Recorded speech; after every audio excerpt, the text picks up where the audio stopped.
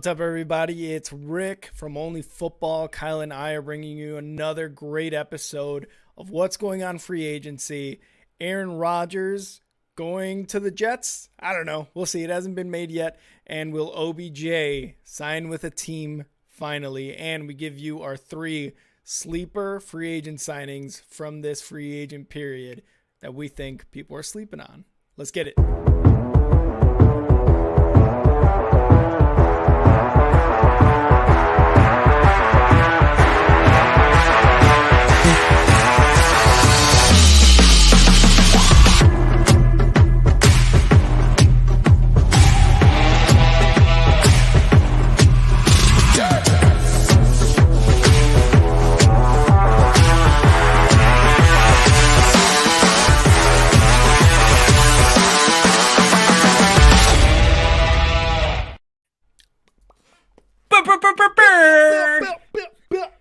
Welcome to the free agency madness. I'm Kyle. That's Rick. We have 11 days until we have a Christmas tree up in April. How's it going?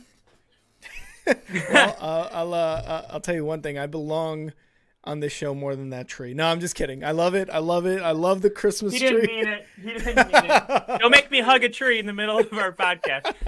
I will make you do it. We got Liam in the chat. I do random stuff in the chat. Wow, that's cool. I love it. It's random. I love it. But like Kyle said, more craziness in free agency for the NFL. And I mean, while free agency is the hot topic, an even hotter topic, Kyle, and you've talked about it on Only Football with Kyle, is Aaron Rodgers on the Jets yet? He already said... Go ahead. Oh, sorry. He's not on the Jets yet. There is some sort of... look, we're not in the room having the meetings, but we don't have to be. This is pretty obvious, right? Yeah. This is a compensation thing. Packers want a first-round draft pick. Jets don't want to give a first-round draft pick. Some people have been offended in the Packers fan base, and they've even unfollowed Pat McAfee, a lot of Tom Grassi people, who Tom Grassi and Pat McAfee got into Twitter beef yesterday, if you didn't see that. Really? Yeah, and they handled it, hashed it out like men, and shook hands, and just understood that, look, sometimes when you're typing things, people misunderstand it. You know what I mean? There's no tone. Yeah. There's no... I'll let you check on that by yourself, but I did find that there were some people a little upset with the fact that people were saying the Packers have no leverage. Look, it's not necessarily a shot at Aaron Rodgers. It is the fact of the matter that Aaron Rodgers is moving on. The Jets know that. The Packers don't want Aaron Rodgers. So how much is something worth that you don't want? It's not worth as much as something you do want. And if the Packers last year would have parted ways with Aaron Rodgers, had it been Aaron Rodgers' decision to move on and not play for Green Bay, I think he was worth multiple first-round picks last year. But now that the Packers are deciding to be the ones that want to part ways with Aaron Rodgers, we're seeing that he can't even get a first-round pick out of it. It almost is like you want what you can't have, but one of those things. So I do think that, how much you want something in a way determines what kind of value it has. And Aaron Rodgers is being released, and it's affecting him in the ability for the Packers to receive the haul that they want for Aaron Rodgers. But here's my thing. A first-round pick, give it up. Give it up. Aaron Rodgers is going to come on your team. You haven't had a real quarterback in how long? How long since Mark Sanchez and Rex Ryan? Mark Sanchez took him to the playoffs, so that wouldn't be a bad take. Like, you haven't had a good quarterback since Mark Sanchez. Yeah, and not only that, if you talk to any people like Rich Eisen, not that I do, but I hear him talk about being a Jets fan, and these people are old enough to be Jets fans for the entire duration of the Jets fan base. Mm-hmm. And they understand that they've had, 2, 3, 4 good years. You know what I mean? So that the basic concept is Aaron Rodgers wants control, give it to him. Let him have Mm-hmm. it. Because whatever you guys have been doing for our entire life is not good. It's not Mm-hmm. working. And when it comes to the Packers, this is kind of a case of just be grateful that Aaron Rodgers is available and wants to play for your team. Give him the damn first round pick just because you think that you could talk him down to a second. I Mm-hmm. think it's also a respect thing. Like Sean Payton was given compensation because he was a part of the Saints, and he Yeah. said, "Hey, if you guys have to give too much to get me, I don't want to be there because then Mm-hmm. I don't have anything to work with once I get there." Yeah. So, I mean, to a certain extent, I'm sure Aaron Rodgers is, he Mm-hmm. wants to be worth something, but he also doesn't want to be worth so much that it hinders his ability to win the Super Bowl next year. It's kind of there's so many different sides to this, and Yeah. there's a lot of Absolutely. ways to look at it. It's kind of I think it's just gonna take time, man. Yeah. What are your initial thoughts that this hasn't been done yet? So it kind of goes in line with what you're saying, right? Because a lot of people look at what Aaron Rodgers has done over these last couple of years, talking about I don't know if I want to play football, the Packers, this and that, my future, and because of that, the Jets don't think that they should have to give up a first round pick. I've said this before, and I'll say it again, and people have said it before. The only reason Aaron Rodgers did that is because they picked Jordan Love in the first fucking round, man. Yeah. What did you expect, right? What did you expect Aaron Rodgers' reaction to be? So the Jets, like you said, you have to give up a first rounder. You have to. Aaron Rodgers is gonna be your quarterback for those 3, maybe 4 years, depending if he goes to the Vikings and follows in Favre's footsteps. But regardless, I that's just my initial thoughts of it. You have to give up a first rounder because Zach Wilson's not taking you to the Super Bowl. The Jets have a good team, and they are literally a quarterback away. And I feel like everyone that watches the NFL knows this. The Jets are a quarterback away. Their defense was really good last year.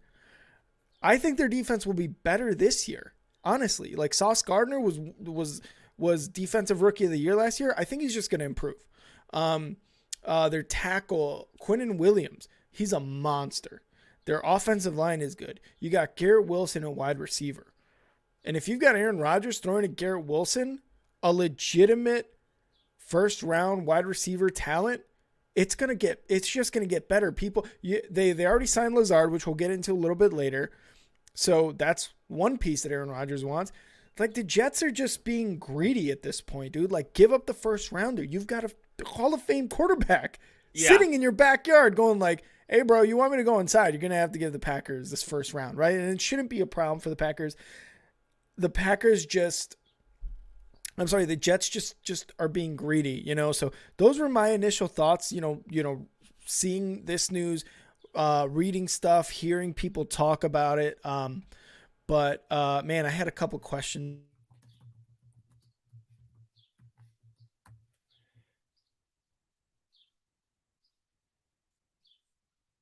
for you too.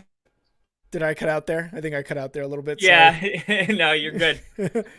Sorry. I just want to acknowledge the chat. We got Jinja, cheers. What up, Ginge? We got Bill. Bill, you weren't late this time. You were right on time, actually. So thanks for coming on. Liam, what's up? Cheers. And yes, trivia is now on Thursdays live on YouTube. Catch that live only on YouTube. Liam's we're about to see one of those numbers disappear. Yeah. He's like, He's trivia? like, No trivia? All right, peace. And so actually, this actually brings me to my question. Bill saying, LOL, Aaron lasting 3 to 4 years, optimistic. Do you think, Kyle, that is an optimistic point of view, but do you think that's more on the realistic side or like how Bill's saying, more on the optimistic side? Well, optimistic, I would say, because Aaron Rodgers, as you mentioned, he has been somewhat aloof, I'll say, when it comes to his playing career. And I think that's also another reason the Jets need to hurry up. There's also a possibility that we wake up tomorrow and Aaron Rodgers, he already said there's no scenario he's going to go play for the Packers because of the way this went down. Yeah. There's a scenario where you wake up and Rodgers is like, I just signed a contract to be Jeopardy's host next season. Like, you know what I mean? I'm That out. would be I'm out. insane. Like deal or no deal. Yeah, yeah. Just I'm out. So, or no, that's Shark Tank. Sorry. But yeah, there's a chance that he just wakes No, up it's and Wheel he of says, Fortune. "I'm out." Is that Wheel of Fortune too? No, It's I don't definitely know. Shark It's Tank. Shark Tank. Oh, okay. Yeah, Shark Tank's got when 'em. they don't like their idea and they're like, "I'm Yeah. out." Yeah, for that reason, I'm out. Yeah. I'm out. Anyway, so there you got to keep in mind that Aaron Rodgers sometimes feels like a ticking bomb that is just going to go off at some point if there is unprofessionalism at play, right? Or just, I mean, when you talk about, I keep using the Sean Payton thing because it's the only example I have of this compensation period where it's very tricky because, like I said, Rodgers doesn't want to go there if they're going to have to give up a ton of stuff to get him because then they don't have anything to build off of. But in the Jets case, it's not a total rebuild. You mentioned all the players they have, all the talent that's around. Like their Super Bowl window will cost them a first-round pick. Like, yes, yeah. do it. You know what I mean? I just don't understand why you feel like, you know what, we could wait to April and get a second. Who cares? You could have Aaron Rodgers legally practicing before that if you just get the trade done. He's got to relocate. You know Aaron Rodgers is going to take a long time to show up to camp anyway. So you might as well go ahead and like get this ball rolling. And for whatever reason, it hasn't happened yet. But that's just one more thing I wanted to mention. Now, to your point about how long he'll play. I'll be honest. When Tom Brady went to Tampa, I thought to myself, he has 1 or 2 years left in him. And he played for 3. And you do see a lot of times that when players do this kind of big change, they almost I rejuvenates them to a certain point. You know, it's just the same monotonous of, you know, practice. This is the training room, QB room. And then all of a sudden you get this variety and this change up. And it's like you feel young again. Maybe you start dating. I don't know, right? But like he's going from Green Bay, Wisconsin to New York. So I will say, change. Yeah, as big of a change as you could possibly draw on paper for one quarterback. And for those reasons, I am going to stay optimistic that Aaron Rodgers is going to have his career completely rejuvenated by this move. And I will make a bold prediction that at the end of next year's offseason, there will be no decision for Aaron Rodgers to make. He will be coming back to the Jets, and it'll be known from whatever week that the Jets are out, whether it's a Super Bowl or they miss the playoffs, there will be no mystery around number 12 playing for New York next season. I love that prediction, and I want nothing more than that prediction to happen. He also doesn't want to be in the same retire class as Tom Brady. If he retires this year, he will be in the same class as Tom Brady, and his whole thing will be overshadowed. He needs to, at least play one more year, right? And that was the one thing when I was like, didn't take that into consideration that he'd be in the same retirement as Tom Brady. Sorry, I keep cutting out there. No, you're good. Okay. I didn't realize that he'd be in the same retirement class as Tom Brady. So I'm like, oh shit. Like, of course he's going to probably play a year. He wants to be the marquee name in that retirement class. And then real quick, I want to get to Bill's comment here. Aaron Rodgers, in quotes, is joining more than 300 speakers who will be participating in a Denver convention about psychedelics. Awesome. Of course he would. There's in Washington State, I went to a pet store, and this lady was she's a death doula. So they go to your house because Washington is one of the only states, I think, in Oregon where euthanasia is legal. And they literally go to their house and they say when people are like they have terminal cancer, instead of dying in a hospital or something, they go to their house and they have these people like pick their drugs and they like dance their way out of the world. Like they're dancing and then all of a sudden they're dead. I'm like, that's really heavy and I don't know how to feel about it. But, this is thing I think this is just the way our whole country is heading. It doesn't surprise me though. Aaron Rodgers is Yeah. probably the biggest name to ever speak out about the benefits of plant medicine. Yeah. So that's actually, I think, a really cool thing, and no better place to do it than Denver. Yeah, absolutely. And then going back to wow, I literally can't believe that. Oh, okay. Going back to what you were saying about the first round pick and why the Jets don't want to do it. This is, we talk about this and we're like, you have to give up the first round pick, right? I feel like people, and maybe the Jets are also looking at the Rams as an example of why you don't give up so many picks. Because now look at the shitty situation they're in, right? This is not the same as the Rams. I don't think this situation is anywhere near the same as the Rams. I mean, you give up one first rounder and maybe like a sixth or seventh, or I don't know, something else. Maybe like you take on some of his contract, whatever the case may be.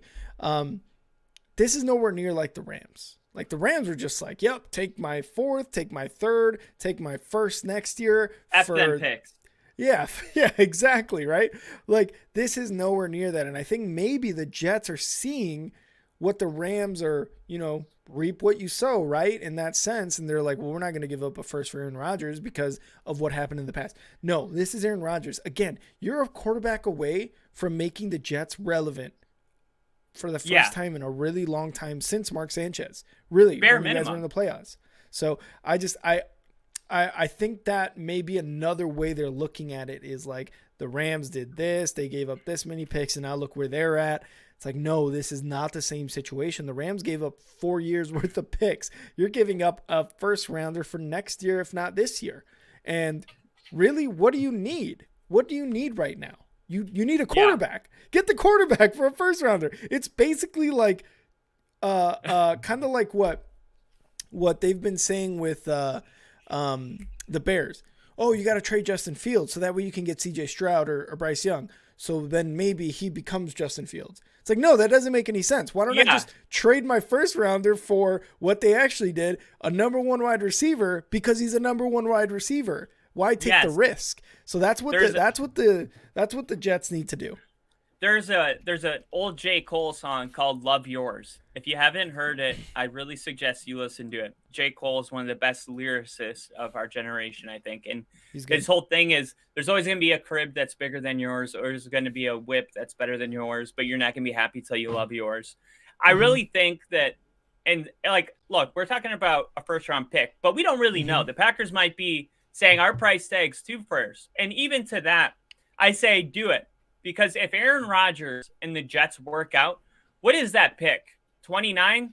30? When are they picking in the first round? 29, 30? And here's the other thing. The Jets had the best draft of any team, maybe Seattle number 2, last year. So you already had a good enough draft to make this move. You can sacrifice a couple first-round picks, especially if Aaron Rodgers is on your team. Let's be real. That first-round pick in 24 is going to be a late first-round pick, early second pretty much. Look at the players that are drafted in the first round from 29 to 32 in the past 10 years, and you will see nobody that really jumps off the screen out of Denver. Because I looked at this, and I was like, well, how valuable is that pick? Dude, we don't even have those guys on our team anymore. Like, draft picks are draft picks. Aaron Rodgers is a surefire thing. Go ahead, man. I'm just saying, even if it's 2 first-round picks, if I'm a Jets fan, I'm like, yeah, sure. We're not going to pick this first-round draft. We'll watch Aaron Rodgers highlights on draft night. And then the next year, it's like, if it worked out, and it will, we're, not going to get a 30th overall pick. All right, whatever. We experience playoffs again, and what it is to be important. The amount of money that Aaron Rodgers would bring to New York is the fact that this is even like in a stall period is blowing my mind. But the Packers, see, they might know. They might know all of that, right? And that's why it's like, don't say the Packers have no leverage, because they do, because they know how important it is to them to get Aaron Rodgers on their team. What if they say 3 first-round picks? And now it's like, no, we're not doing that. Yeah.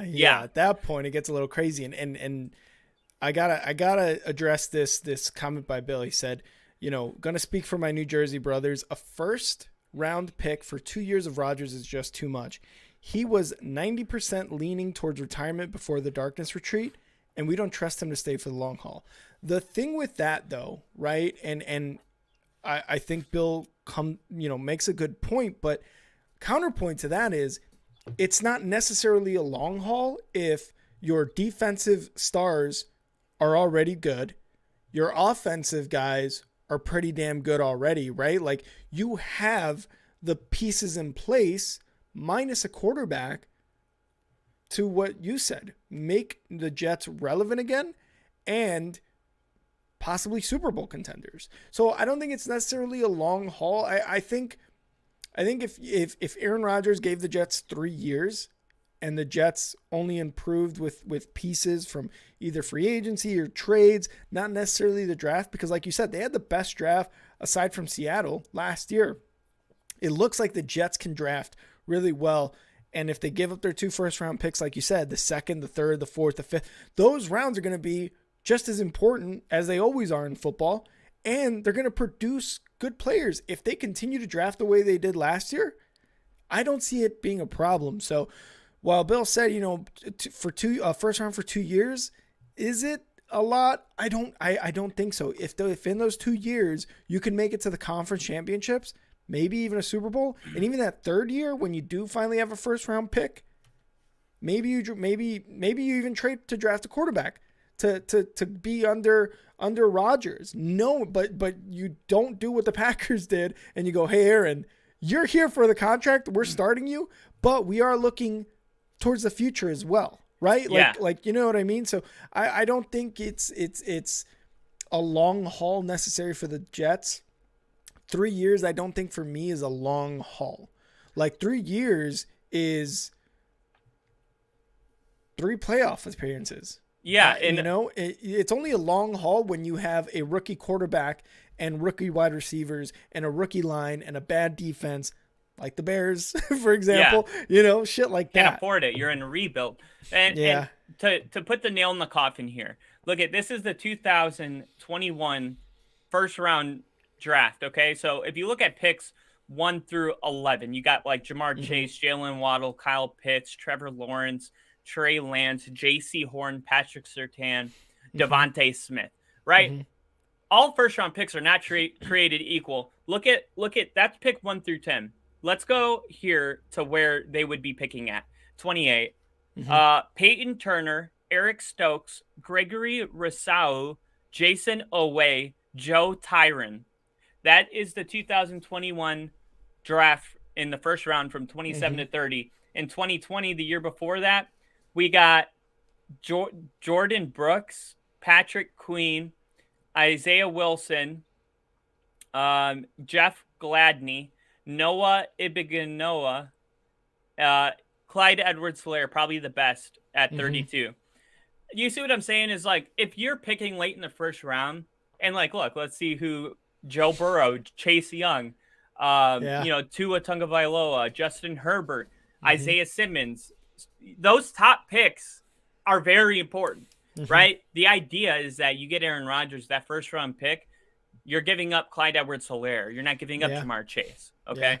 Yeah. So that is something I think generally football fans just kind of don't get. I think they're like, oh, a first rounder's a first rounder. And it's like, look at the record, man. Go year to year and look at the people that pick late in the first round. Like very rarely is there a guy there that you're like, he is not worth it. A lot of those guys are expendable, and they only end up doing their 4-year rookie contract, and then they become free agents and maybe sign another deal somewhere else. But they're not like the Jamar Chases and the Joe Burrows. You're not going to be up there with Aaron Rodgers. You're not picking that high, so don't worry about it. Yeah, exactly. All good points too, because you take a risk on something like that. Now, look, the quarterback market, or at least the guys from going into the draft next year, seem to be a lot better, and maybe a few more in the mix for next year as opposed to this year's draft. But you're getting Aaron Rodgers, man. This guy's a proven quarterback. Like why? If you can protect him.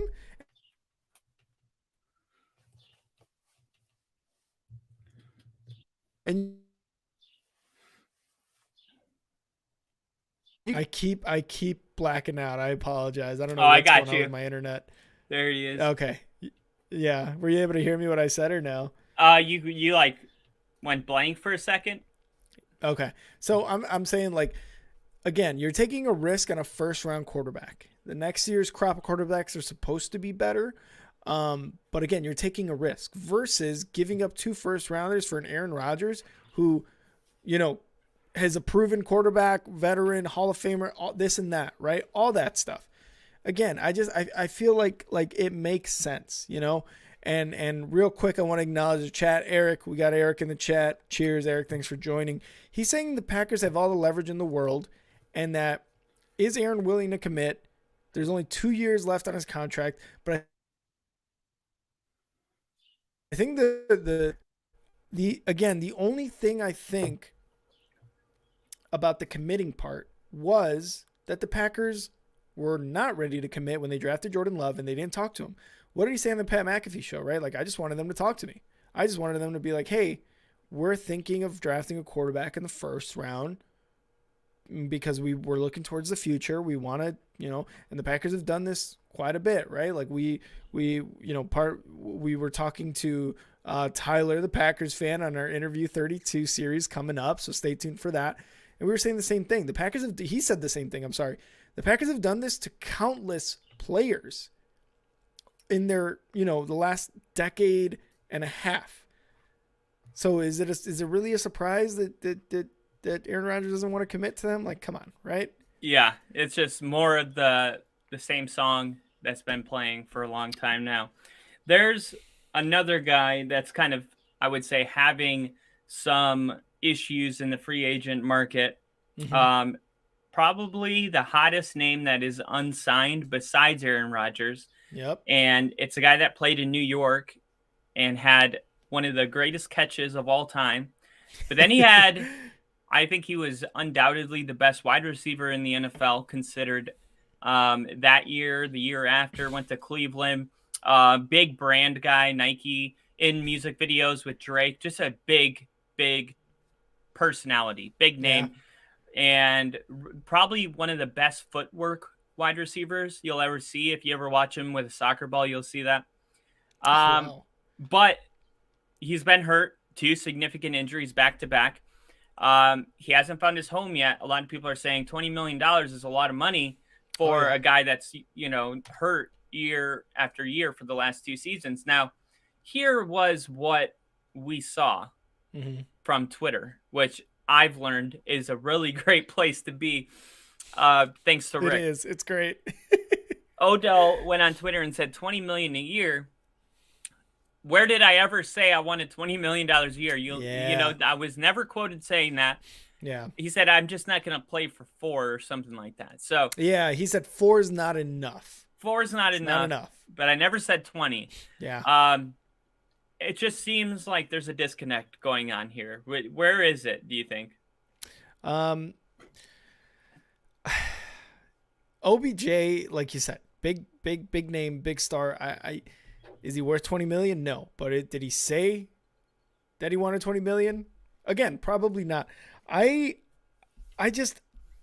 a reason outside of his injuries that he wasn't signed last year with the Cowboys, with the back to the Giants, as he was rumored. There's something about OBJ that I don't think teams want right now. Diva. He's 100% that attitude, right? Like, but also, like, he didn't really have too much of an attitude with the Rams, with Matthew Stafford, right? Like, that seemed to be fine. You can credit Matthew Stafford with his talent, right? Like, he was able to get him the ball. He got him a touchdown in the Super Bowl. Like, there was no shortage of OBJ in LA, right? There was no shortage of him being the guy in LA.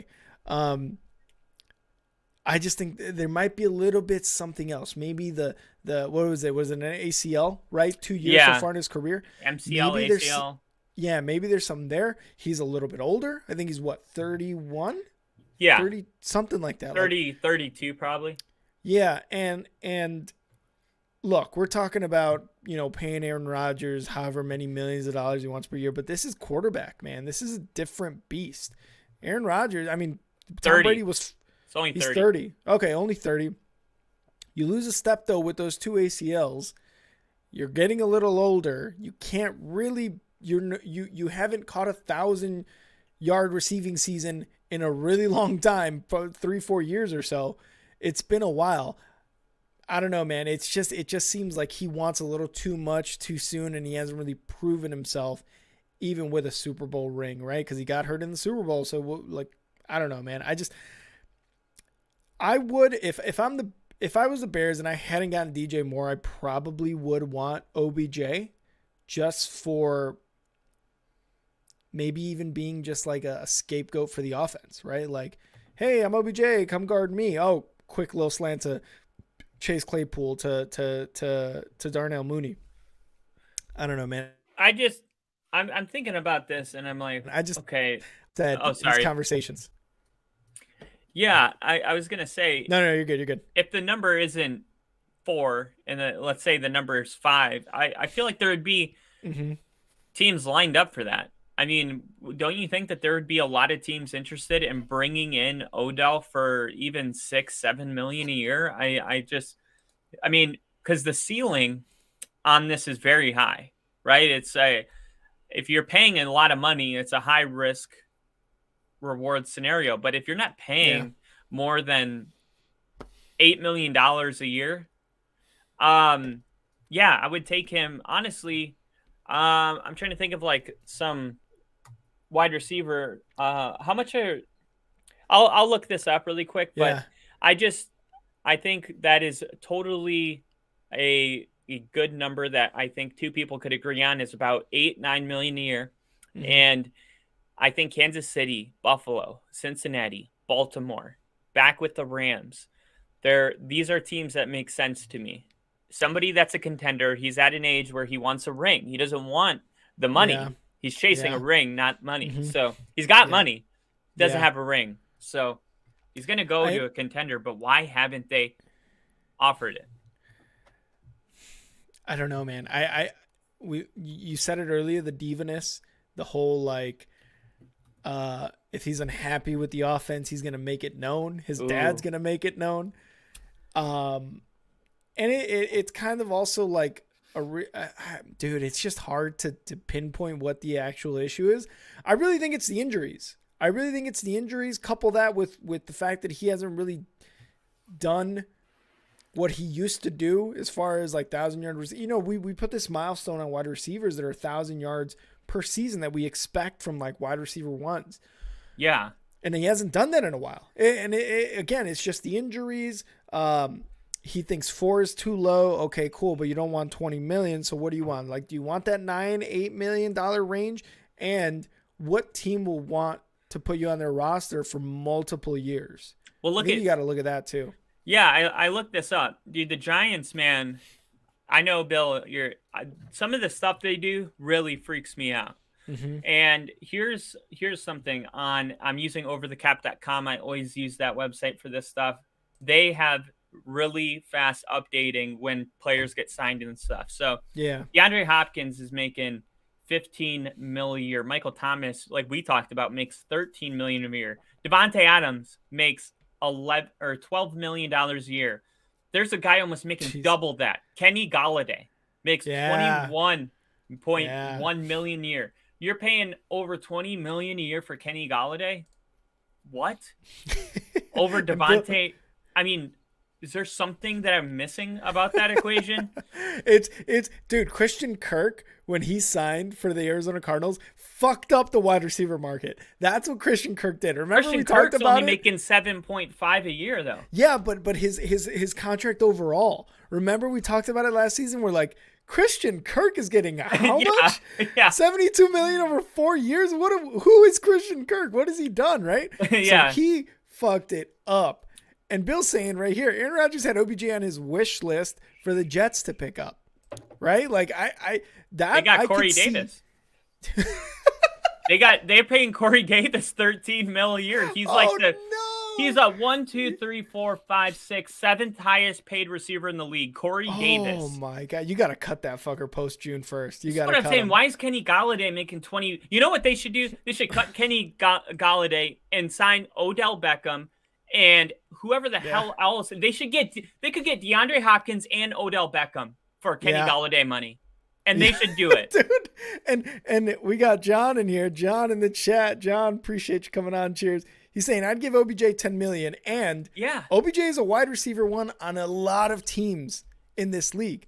I could agree with that. I could absolutely agree with that. Yes. The Jets. I mean, Garrett Wilson, but Garrett Wilson, he did well, but I mean, I think off the bat the Giants again, wide receiver one. Yeah, the Giants for sure. The Patriots? The Patriots just signed Juju. He's not a number one. No. Patriots, he'd be a number one. The Panthers, he'd be a number one now that they got rid of DJ Moore. Yeah, the Panthers. Tampa's got Mike Evans. Yeah, dude, there's teams. Who would you rather have, Mike Evans or OBJ? You know, I mean, it's something to think about. You went blank there for a second. Curtis Samuel, another guy. There you are. Sorry, I'm so mad at my internet right now. I cannot wait to get like something better. So I apologize to everybody watching and listening. I'm sorry about that. I promise I'll get the best internet ever when we hit make it big. Our QR codes up top left. Yeah, hit our QR We're code. We're not going to the Super Bowl anymore. We're getting better internet. I just need a fucking Wi-Fi router or something. No, that was an interesting question. OBJ or who did you say? Mike Evans. Yeah.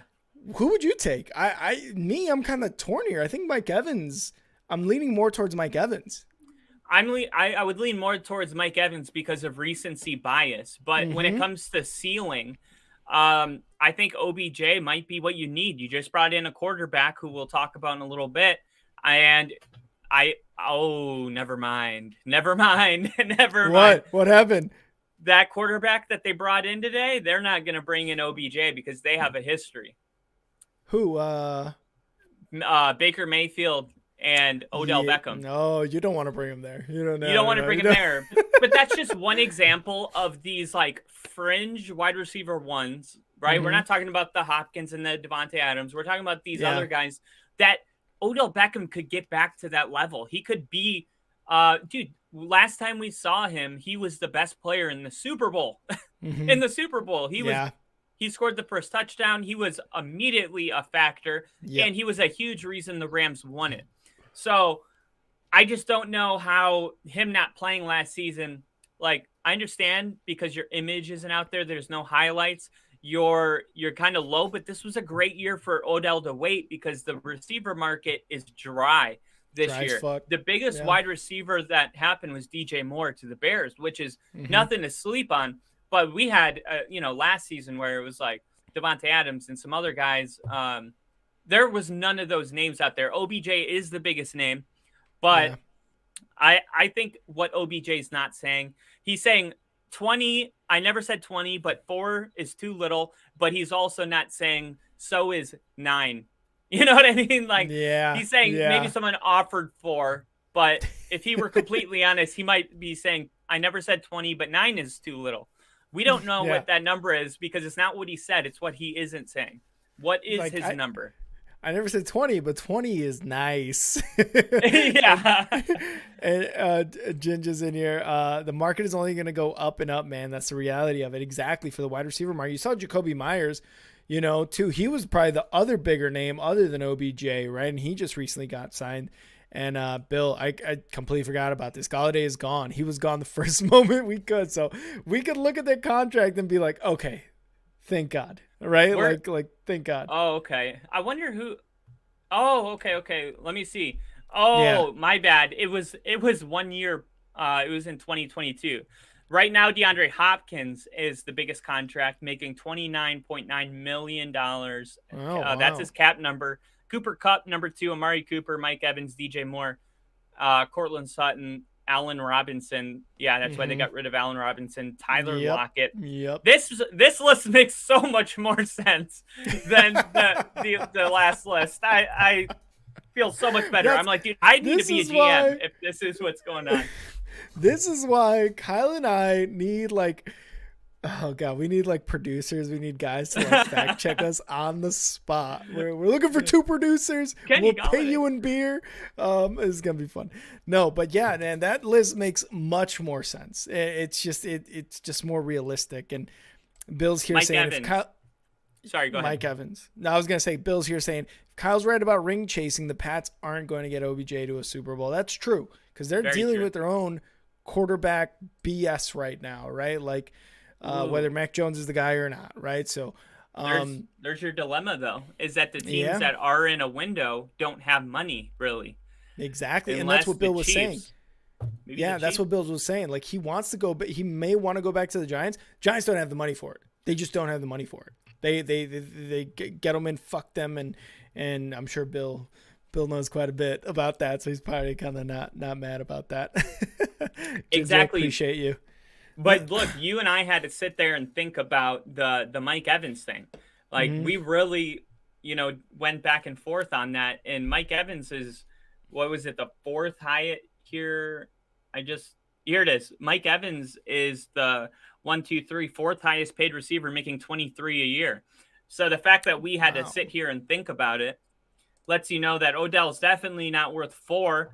I mean, you look at the team, the guys that are at $4 million: Drake London, Devontae Smith, Jerry Jeudy, rookie contracts. They're all rookie contracts. But we are, we said we were getting into a period where we don't pay running backs. Wide receivers are more polished than ever coming out of the draft. And if you could draft a Jerry Jeudy, a Garrett Wilson, this was the first time ever that Garrett Wilson and Chris Olave from the same college both had 1,000 yards as a rookie.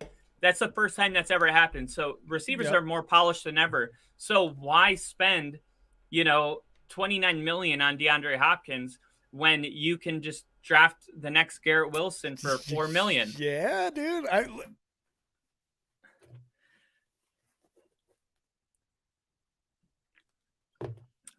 Something to discuss, I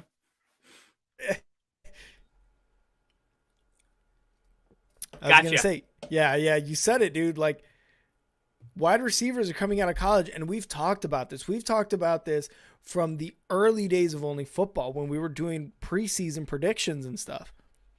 These players are coming out more NFL ready than ever, and I mean it's kind of obvious, right? Like I feel like just like with the training, it's just we're looking at an NFL in the next 10 years that is going to be ridiculous as far as talent coming out of like rookie classes, and the market's only going to go up, like Jen just said. But dude, it's insane. But all of this to say, OBJ, I don't.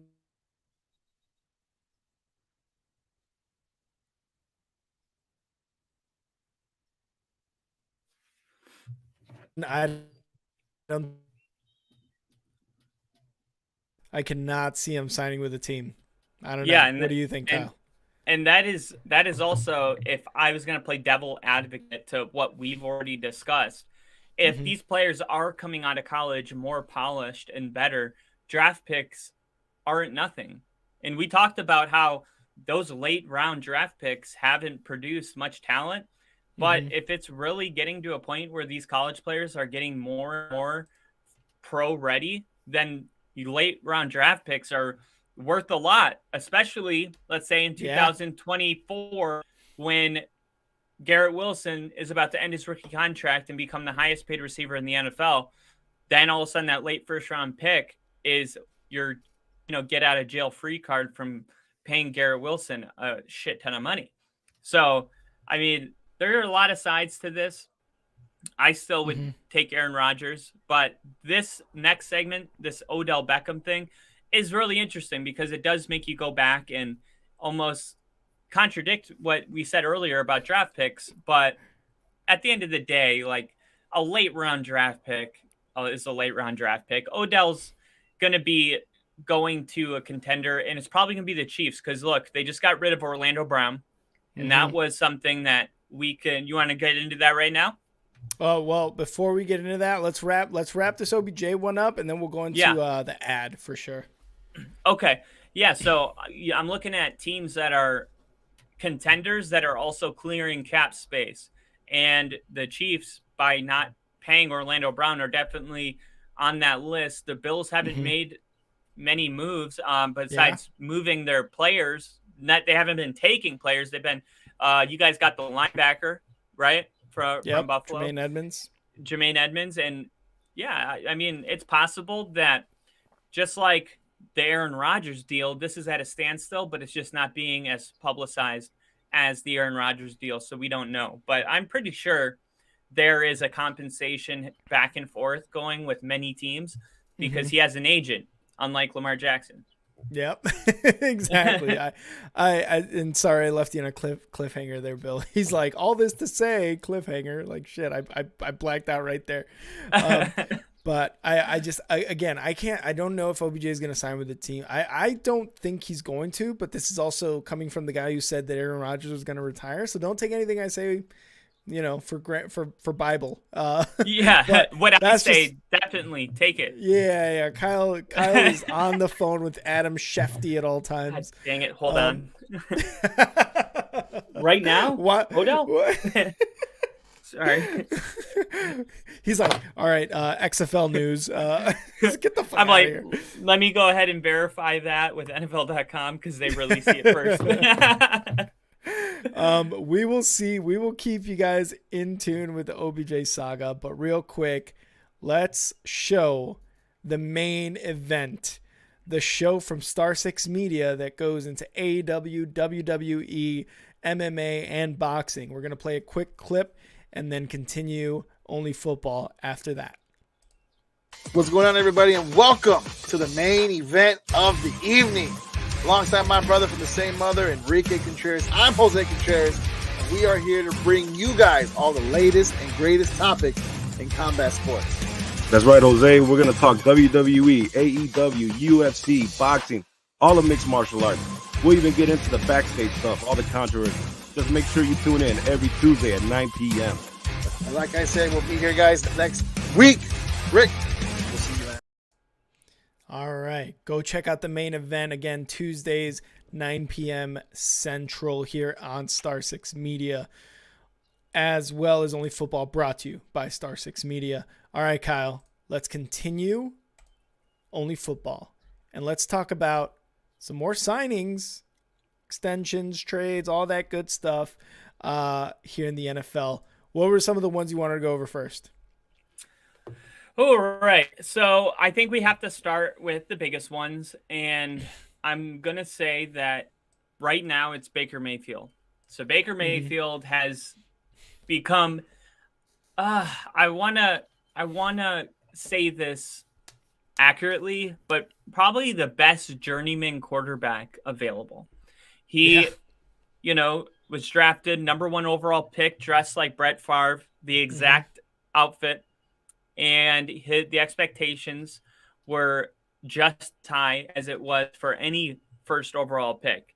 And he found success. He turned the Cleveland Browns totally around. And then he goes, and gets the boot, ends up in Carolina. They get Deshaun Watson. A lot of stuff to talk about there. But then it just doesn't work out in Carolina. And then, 4, 5, 6 weeks, and then he's off to L.A., and there's a guy that believed in him, Sean McVay. And Sean McVay and him they love to talk ball. And I think, in a way, when Baker Mayfield took that first start and he didn't even have cleats, it was just, for once in his life, it was like back to just playing football. It was not about Odell Beckham. It was not about his father. It was not about expectations and this and that and all this media. It was just, look, give me a pair of shoes. I don't care if they're fitted for me. Give me a helmet and let's go win a football game. And when he led that comeback, I thought that I saw enough in that game that he was going to get this job at another team this year. And it's the Tampa Bay Buccaneers who took this Yeah. chance. And I think this is very smart. And I'll tell you one last thing, and then I'll pass it to you.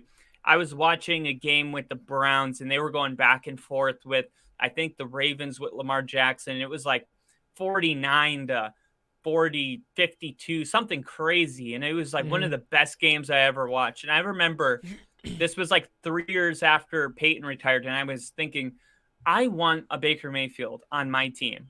Like, I want a guy that I could buy a jersey and know that we're going to be good because we have a winner on our team. And obviously things changed so much since that moment.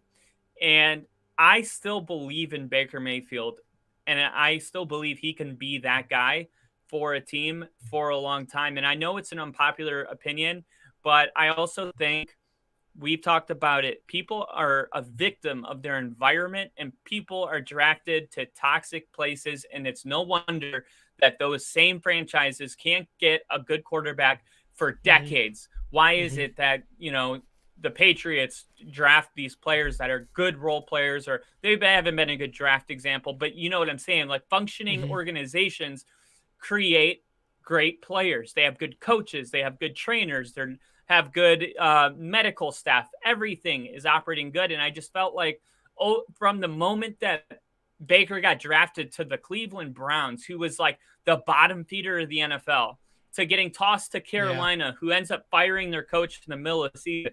He gets any type of competent coach in the first time in his career with Sean McVay, and he didn't even know the playbook and went off and made that comeback, beat the Broncos by like 50 points on Christmas. Yeah. I just think if Baker is in the right scenario and people believe in him, sign him to a long-term deal. Don't even just be like, hey, we're going to sign you to a 4-year deal. You're going to make $25 million a year, $100 million contract. You're the guy. Whether we lose or win, you're going to be the guy. I think you're going to get good results. And I think the Bucs did the best thing that they could do after Tom Brady, retiring. What do you think about it? So I like the situation he's in Tampa. Second year head coach, who was it? Is it Leftwich, or I always forget if it's Leftwich. No, it was going to be Leftwich, but they ended up going with the defensive coordinator. Yeah. I forget his name right now, but I kind of like the situation he's in there in Tampa Bay. Just because when Brady got there, Todd Bowles, there we go, Todd Bowles. When Brady got there, it's almost like they had just kind of recovered from Jameis Winston not really being the guy. Lovie Smith was, a past thought. And they were just like, all right, we got to recover this organization. And kind of to what your point, right? Like, is saying, like, they were able to recover and able to become that organization that players wanted to go to. You saw Leonard Fournette wanted to go back to the Tampa Bay Bucks. Tom Brady was there for 3 years or so. Mike Evans was able to do really well. I think to what your point is, like, Baker Mayfield in a very stable, intelligent environment like the Bucks is going to be great for his career. And this signing was a good one. I think he's going to connect with Mike Evans a lot. Whoever they have at running back, going to help out. And there's some younger guys in there as well. They've got a good defense. Their line isn't amazing, but I think Todd Bowles is going to be able to do a little bit more with Baker Mayfield because he is a little younger, a little bit more mobile than Tom Brady was the last year. So I like this. I like this signing, and I don't think he's going to be great. I don't think we're going to see a lot of that first game in LA that he, played like this amazing Baker Mayfield, but I think he's going to keep them somewhat in the playoff race. I think he's going to keep them in the conversation for sure. He could be as good as Derek Carr in New Orleans. Yeah, and he's had way more playoff experience than Derek Carr too. And again, he's got a good defense. He's got a couple of weapons, and I'm sure the way they're going to draft, like, they'll probably get him a couple more weapons. With, like how we said, with the talent coming out of the draft, out of college, being is pretty damn good as it has been. I don't think they can go a draft without getting at least someone that's going to make a difference there on the offense. So I like the move. And then Jinja here, or go ahead. Sorry. I was gonna say, don't forget about Chris Godwin and Russell Gage, because I think when Russell Gage was in Atlanta, I expected him to become a big part of Tom Brady's last year, and he never did. And that whole offense was just very lackluster. And it is something to note, right? Is that these players are better than they're playing. Was it Tom Brady or was it Todd Bowles? And I thought offensively, I think they fired Byron Leftwich right after the season, right? They fired their offensive coordinator. I think I'm pretty sure just so we're saying the right thing here. But I just felt like with the talent on that team, even Leonard Fournette just felt like he was giving like 50% most of the season, or reserving himself for this late playoff push that they were just so accustomed to because of Tom Brady. It kind of just having Tom Brady, I felt like they lost that. They needed that leader on offense, and Brady had so much going on. And my question about Baker is a little bit in the leadership department. All right, let's be real. He's not always real been quick, they did get rid of Byron Leftwich. They did. Okay. So that I think as good as they're going to be depends on the leadership that Baker Mayfield is going to bring. And I think sometimes given these 3-week contracts is a humbling thing. And maybe, just maybe, Baker is going to come into this scenario a version of himself that we've never seen. And plus, dude, think about being 21 years old and given, $1 million versus being 26 and having millions of dollars. Like, you grow up so much from 21 to 27. It's not even like you look back on it and it feels like you were a teenager when you're 21. So I just think Baker's probably, is going to be more mature. But as far as weapons goes, they have weapons. Like Chris Godwin, if he can stay healthy, he's good. Mike Evans has to stay healthy. He's like the most consistent 1,000-yard receiver in the NFL, I think. He's gotten past like 1,500 yards like year after year after year. Last year was kind of a down year, but Russell Gage also, when there was Calvin Ridley and Julio Jones, Russell Gage was a great wide receiver 3. And I would say Tampa has enough to feel good about going into this year. If Baker can, really be that guy that everyone can get behind, fully trust him, and not have, the Baker Mayfield that's flicking people off midfield and just kind of, aloof is another word that I've been saying a lot today, but just kind of, personality too big for his uniform. Kyle's got a word of the day calendar, and the one for today was aloof. So he's like, "Oh, okay, I'll use that on the show today." We got Ginger saying, honestly, I just really don't like Baker after what he did at Ohio State. And the midfield thing. Yeah. And Bill's saying Kyle's 100% on the organization, has to be there. We went from Gettleman Judge to Schoen Dable, and the difference is night and day. That's true.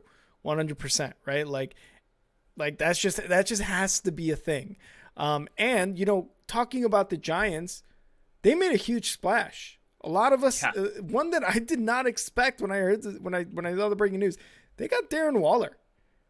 Darren Waller, the tight end, a very, very good tight end, was traded to the Giants from the Raiders. I forget exactly what was traded back to the Raiders for Waller, but I'll look it up.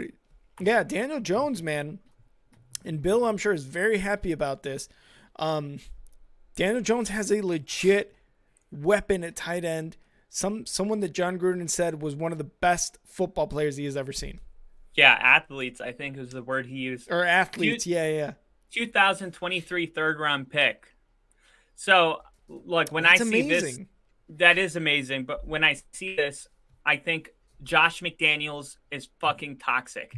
Because when I mean, it's like he's like cleaning house of everybody that is not indoctrinated to McDaniels. Like he had ties, he had deep ties, especially as a person that, was addicted to drugs, and somebody believed in him. And we know John Gruden his whole thing's tainted now, but at the moment he believed in Darren Waller, and now Darren Waller's, not everybody is going to imagine if somebody were to kick you out of your position and jump on Only Football, and I'm supposed to just act like everything's cool. You know what I mean? Like, Yeah, it's just some people don't do that well. You know what I mean? Yeah. Some people aren't willing to just accept the new person that is now in charge, especially if Darren Waller and his quarterback were tight, and now he just saw his quarterback get shipped out. It's like, no, dude, you're an asshole. I'm not playing for you. I think that there's a lot more to this because a third-round pick is not a lot. So this was more, I felt like the Giants were smart. They took advantage. But this is McDaniel's cleaning house of people that he can't control. And when I think about it, Darren Waller has had his injury problems, but when he's healthy, he is a menace. And he is one of the best tight ends in the league when he's healthy. And 2 years ago, he was considered probably a top 3 tight end with Travis Kelce and George Kittle. So this is a really good move by the Giants. But I am just like the Derek Carr trade, I'm more flabbergasted by Josh McDaniel's ability to kick the talent out the door. And I wonder, what is your mission? Like, what is your goal? Is it to get everybody on your team that likes you, or is it to win football games? Yeah. I don't. And Ginger agrees with you, right? Like, if Waller can stay healthy, he'll be a difference maker, 100%. And Bill's saying that the 3rd round pick that they had traded was the one they got from Kansas City for Kadarius Toney. So, even better. Even better. Jen just saying, when healthy, Waller's a top 5 tight end, no doubt, probably a top 10 pass catcher in the league. And it goes back to what Gruden was saying. He's just the best overall athlete he's ever seen, man. So Bill's going to be very happy about it. He's even talking about the turf that they replaced at the stadium. Like, he's like, I hope so. I hope he stays healthy because we're getting new turf at the stadium. They removed the old stuff. It's going to be great. So hopefully that Darren Waller trade said works he didn't out. get coming. I just wanted to say it before you wrapped it up. Yeah, and he had just gotten married to oh my God, what was her name? Plum. She's a WNBA player for the Las Vegas Aces. They just won the WNBA championship. They just got married a couple weeks ago. And then he trades them. Like, what a dick At an move. all-time high. He probably is like, okay, cool, I'm going to New York. You know what I mean? That's not a bad place to go. Like, it's not like you got traded, to Cleveland or something. It's like, oh, why did you send me here? But it is interesting because when I mentioned all that toxicity from McDaniels, I figured Waller would have seen this coming. But it's just, what makes you think, especially if there's no like clear beef with a guy like Darren Waller? Obviously there wasn't, because he didn't see it coming. What makes you think, when you're sitting in your office drawing your X's and O's in the offseason, Darren Waller's a guy I got to move for a 3rd? Yeah. You're not getting anything better than Darren Waller in the 3rd round. And then they bring in, you see they brought in a tight end right after that? I'm gonna find it right here so I can AFC West. Jen just said the Vegas Aces dime piece. You're not wrong. OJ Howard. Yeah, from the Bucks. Yeah. From the Bucks. And but why? Yeah, why OJ Howard over Darren Waller? Why? Yeah. Dude, this is back to our conversation that we had last week. Not maybe last week, maybe the week before or something. When he got rid of Derek Carr, just like he got rid of Cutler in Denver, he screwed up. He was cheating. He's just not a good coach, man. He does not understand talent if it hit him in the face with a Super Bowl trophy. Like, you know what I mean? The top paid, I was thinking money maybe, but the top paid tight ends is George Kittle, Hunter Henry, Travis Kelce, Mark Andrews, Zach Ertz, Evan Ingram, TJ Hawkinson, Will Dissly, Tyler Higbee, Kyle Pitts, Logan Thompson. Dude, you got to go. Darren Waller's all the way down here. He's only making $4 million a year. So what's the deal? Like, it's not like you're like, we don't have $18 million anymore a year for him. We're rebuilding in a way, or reloading, as the people rebuilding like to say. But $4 million a year. Darren Waller is being paid the same amount as Ian Thomas and Durham Smythe and Cole Kmet. Pretty much. Wow. Cole And Kmet's that's like making. Cole Kmet's he's on a rookie deal, I think, too. He's making only 300 grand less, which in football money is not a lot. That's insane. That is insane. Yeah. I didn't even Maybe realize they're this. expecting a big check from Darren I Waller hope so. soon. I mean, maybe the Giants might be able to give it to him. I don't know. But They're giving everyone money right now, so I feel good about being there. And I didn't even realize this. Bill saying the day after they got back from their honeymoon, he got traded. Didn't even have time to unpack. That's fucked up. That is fucked up. But They should have just told him on his honeymoon, hey, when you fly back, you might want to fly to New York. We'll tell you later. yeah, we'll get you. We'll get you on the back end. New Jersey. This one, another trade that happened, and this one may or may not hurt Ginger a little bit. The Colts traded their cornerback Stephon Gilmore to the Cowboys. The Cowboys are just adding these. If you could you look up what they traded exactly, what the Cowboys traded? But solid move by the Cowboys to add another veteran, solid cornerback there. A fifth rounder. 2023 compensatory pick.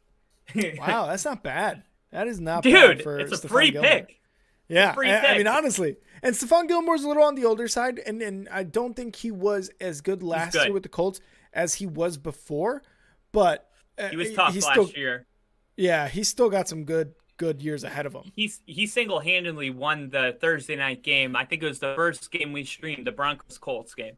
He was the reason that the Colts got the ball back when Denver could have ran the clock out. Man, I don't even want to go down that game, but Stephon Gilmore is still a guy that if he's on your team, and you think about it, they wanted to draft Surtain, but they ended up getting Micah Parsons because the Broncos drafted before the Cowboys. So they've always wanted to get some kind of lockdown corner. And I know the Stephon Diggs, his brother, Trevon Diggs. Trevon Diggs. Trevon Diggs. He gets beat a lot. He's got great hands and he has really good makeup speed. But you knew that they've been wanting this guy since 2021 draft, this, bona fide cornerback position. And they definitely got it. I don't think Stephon Gilmore, he's not young, but he's not like Patrick Peterson getting traded. What is he? Probably like 31 years old, maybe 32. Cornerbacks, when they're good, they can play till they're 36, 37. Oh, yeah. And Stephon Gilmore was the best in the league like 4 years ago. So he was like one of those top cornerbacks. You talk about when like Revis was a thing, Patrick Peterson, what was his name? Dante Stallworth? No. He was on the Reds. He was, back when the Commanders were the Redskins. Yeah. DeAndre Hall.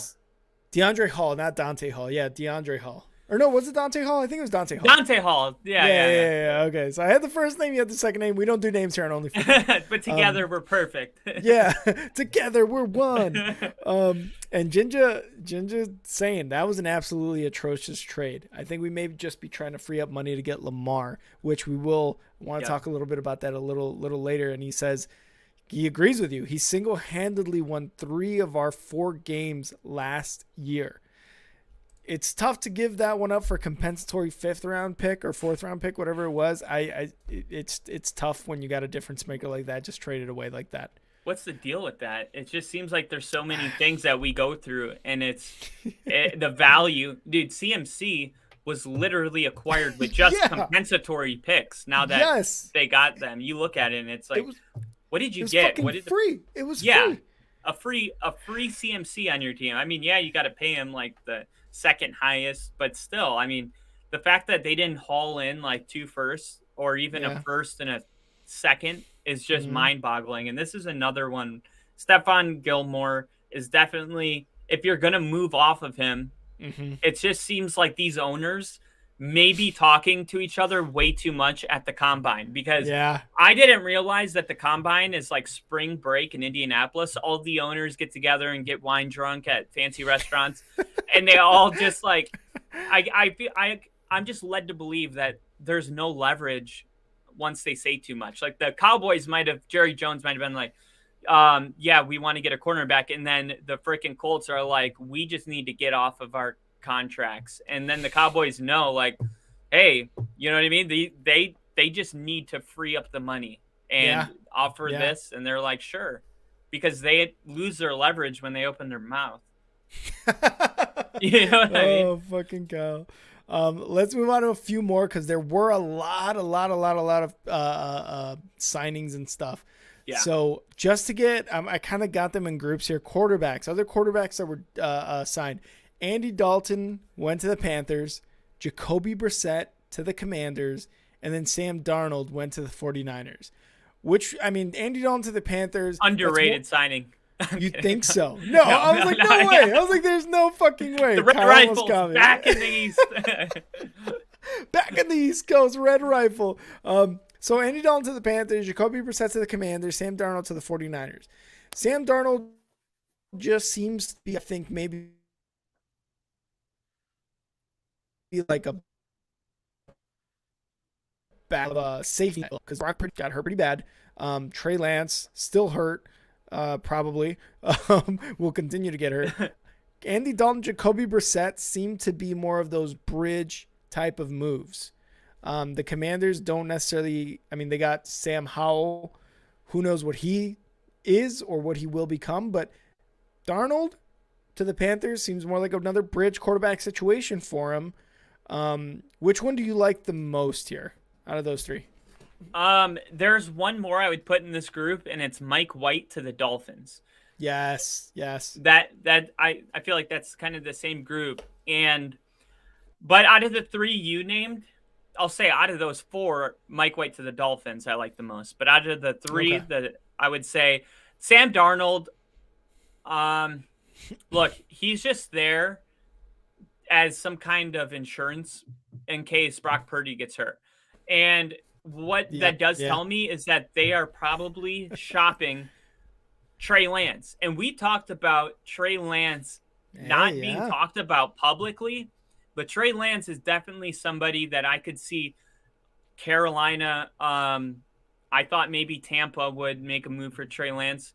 They went with Baker and NFC West team, but different team. So I don't know, man. When I see the Sam Darnold thing, I'm like, they're shopping Trey Lance. You don't need Trey Lance, Sam Darnold, and Brock Purdy. Yeah. You just don't. You don't need three. Yeah. And you might say, well, they did last year. And it's like, well, I mean, every year to think that you're going to be down to your third string quarterback is ridiculous. Exactly. So who are they shopping? Not the guy that won them all the games, and not the guy they just signed. So who does that leave? Trey Lance. Old Lancey boy. So Trey Lance is probably going to be on another team, I'm thinking. And another one I forgot about, Heineke to the Falcons. So you've got what's his name? They drafted him last season. The Falcons did Riddle someone. Oh yeah. Riddler. What? Riddler or the Riddler. I don't know. I forget his name. We said it last week's episode, but Heineke, something like that. I can't forget. If you guys are in the chat, let us know what the Atlanta quarterback's name is. But the Heineke to the Falcons is another good one. I like Jacoby Brissett to the Commanders too, because he does have that veteran time in the NFL. And again, Sam Howell, what is he? Who knows? But another bridge type of quarterback situation there. Gardner Minshew too is another. Gardner Minshew. This has been a year. He went to the Desmond Ridder. There we go. Desmond Ridder. Yeah. He ended up going. I put it in the notes here. Baker Mayfield went to Tampa. Gardner Minshew went to the Colts. Yeah, there we go. And there you go. Dude, I would love to have Gardner Minshew on my team. I think he is probably the best backup quarterback in the league right now. So if I had, dude, he looked solid when he came in for the Eagles for Hurts. I mean, dude, the only reason they lost that game was because their players kept dropping balls and fumbling him. It was literally like Minshew was on it, dude. They had like 30 points, 38 points scored. It was insane. It was like Minshew magic is back, and Minshew's just kind of just never. The moment is never too big for him. He's very calm. Yeah. He did say after the trade, I don't really have any expectations. I've come here to work and have fun. If we do that every day, we're going to end up in a good place. Minshew's not a threat to anybody. He's just an easygoing dude that is just, if you need him to come in, he can win you some football games. So that right there is the best quarterback that the Colts have had in over, how many years? Definitely. Well, I would have taken Gardner Minshew all of last year, right? So even if you don't get Lamar and you have to go with Minshew this year, I know it's not a sexy thing, but you're going into a really thick quarterback market draft next year, and not everybody's going to get their guy. That's just the way it works. There's going to be a couple teams that start Minshew and Baker Mayfield, and that's all right. And maybe you'll be surprised by one of the guys. Who's your favorite out of these? That's just quarterback carousel. Yeah. Who's your favorite out of these kind of tier 2 quarterbacks? These are like tier 3 quarterbacks. Let's be real. Tier 2.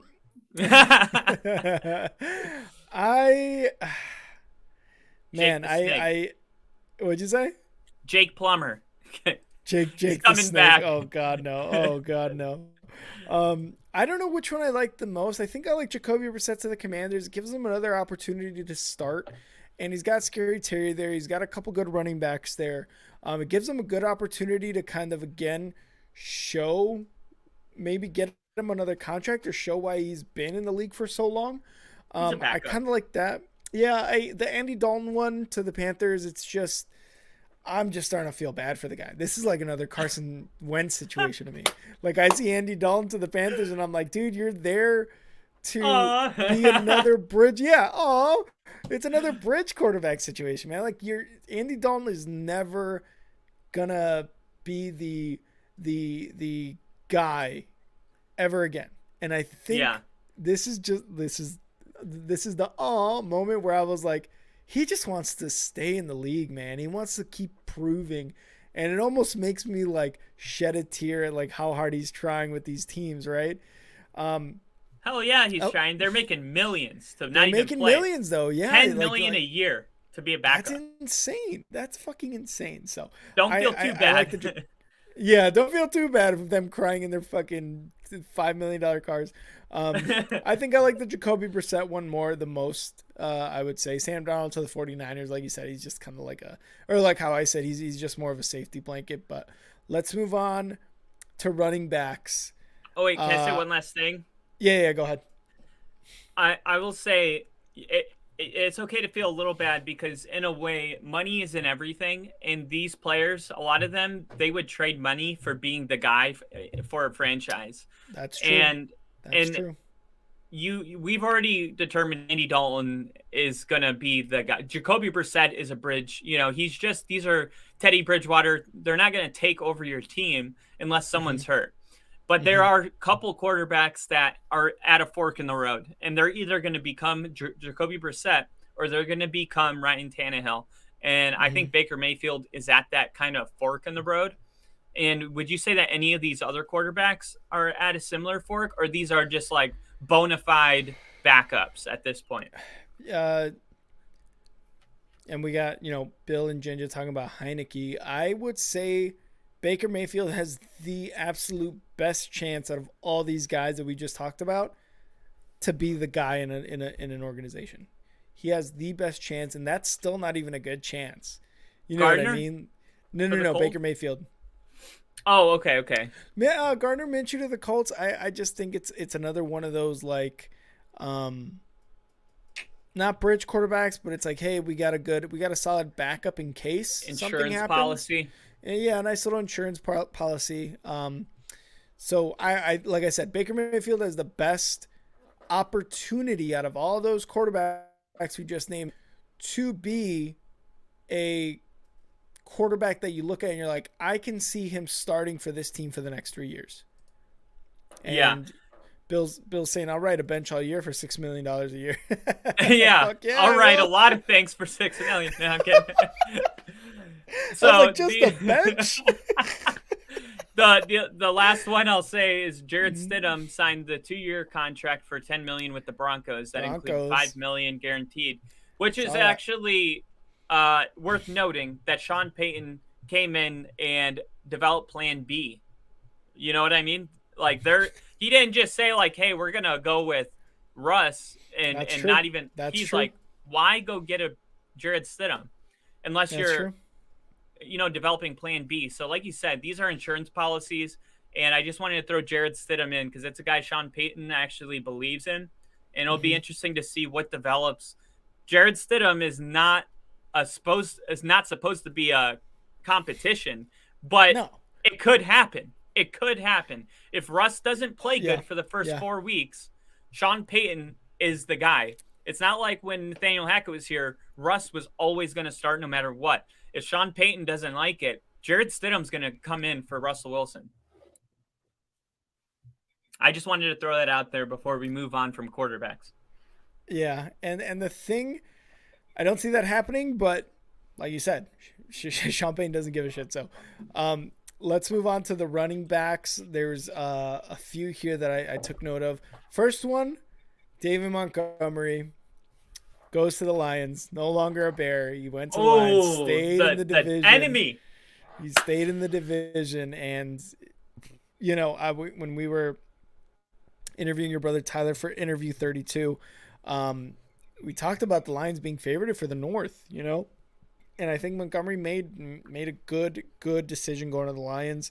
So I'm going to miss him, but the Lions got a good one. The other ones I want to mention, Raheem Mostert and Jeff Wilson Jr. are back on the Dolphins, back with Mike McDaniel in that offense that used Mostert and Wilson very well because McDaniel was very familiar with them.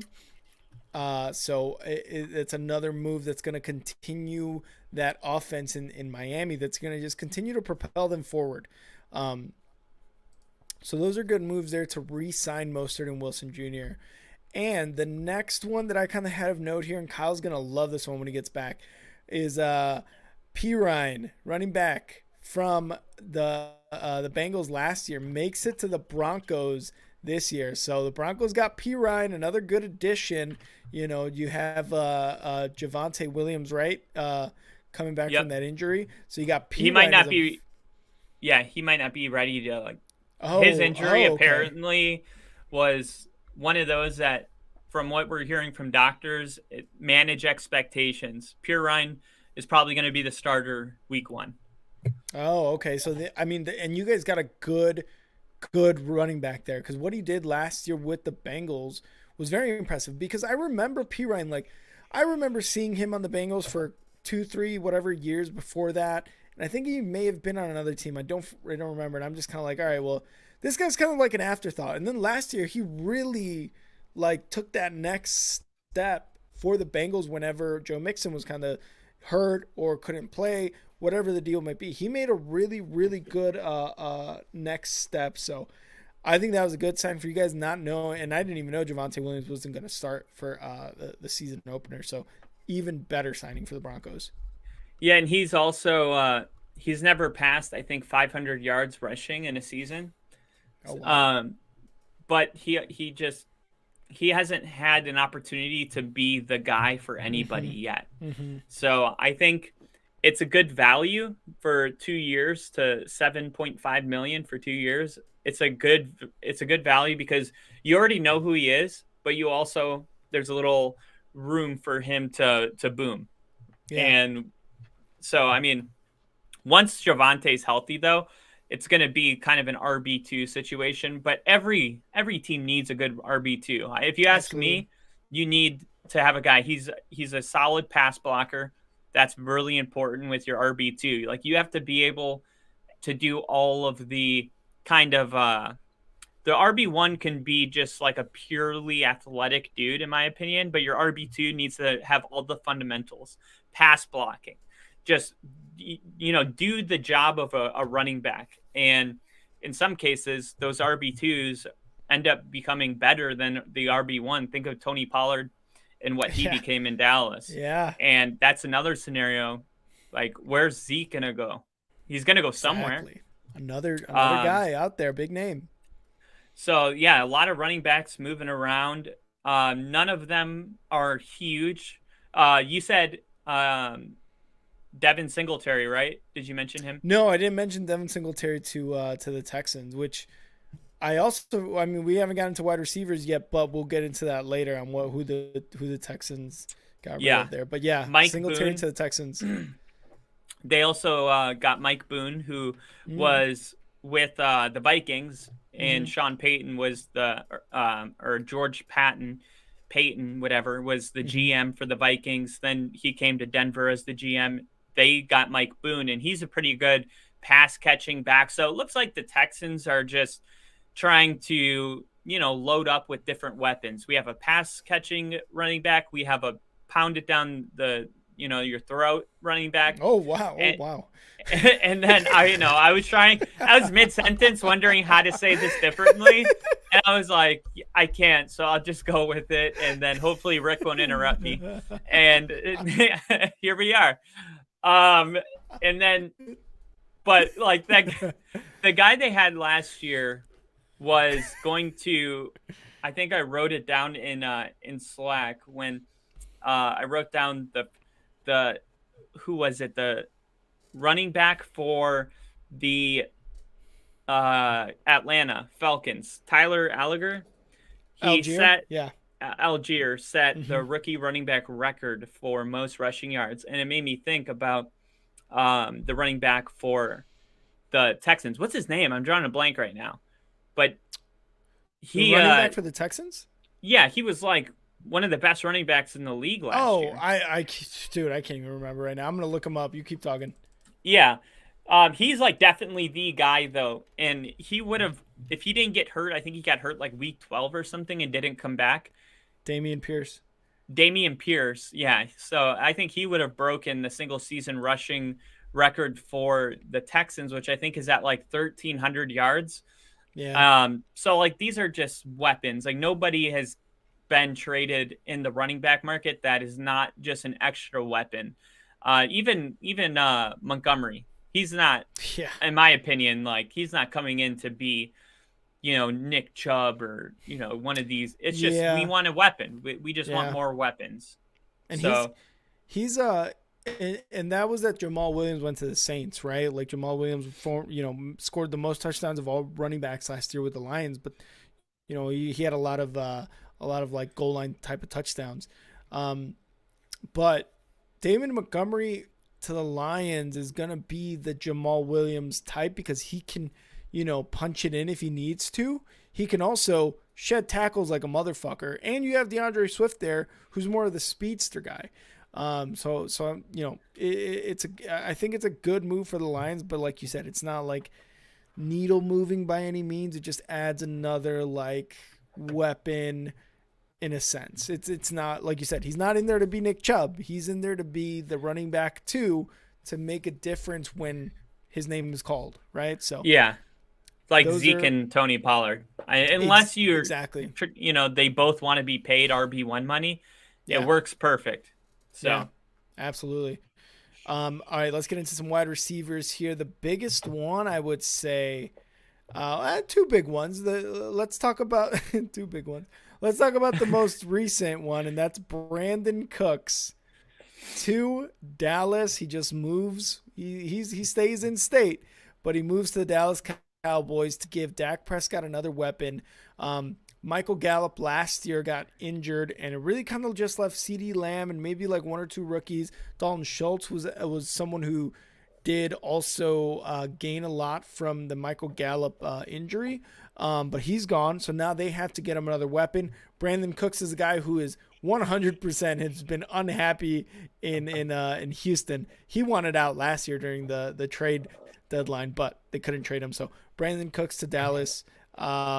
What did you like this move? I mean, obviously Brandon Cooks did, but what did you think about this one? The Cowboys move for Brandon Cooks has put a spotlight on one of the worst trades in franchise history. And that you're like, okay, so you don't like it? No, I love the way you started that. Amari Cooper. Yes. Yes. Amari Cooper was there. Now you Yep. tell me that you have Amari. Now who did they bring in? Their tight end Schultz. They have Schultz. Right? Mm-hmm. Schultz, Amari Cooper, CeeDee Lamb, Mike Gallup, right? Was Michael Gallup, yep. There. Mm-hmm. All of a sudden, it's like, okay, yeah, Super Bowl, right? Who like now say this. Say CeeDee Lamb, Schultz, Brandon Cooks. Okay. Sure. Schultz isn't there anymore. You can't say Schultz. Schultz, but I'm just saying, like, you had Amari Cooper on your team and you let him go. He had over 1,000 yards in Cleveland with Jacoby Brissett for, most of the year. And more than half. Yeah. Yeah. And then you bring in Brandon Cooks. It just, to me, okay, when you look at Brandon Cooks, let's see who he's played for. Bill Belichick, Sean Payton, Andy Reid, maybe, or Sean McVay, one of those guys. And at some point, if you play for all these best head coaches and none of them want to keep you, I'm just saying there might be something there worth talking about.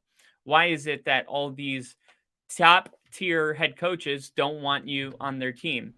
And I just can't believe it. It's like you had Amari Cooper last year, and Amari Cooper is probably one of the purest route runners.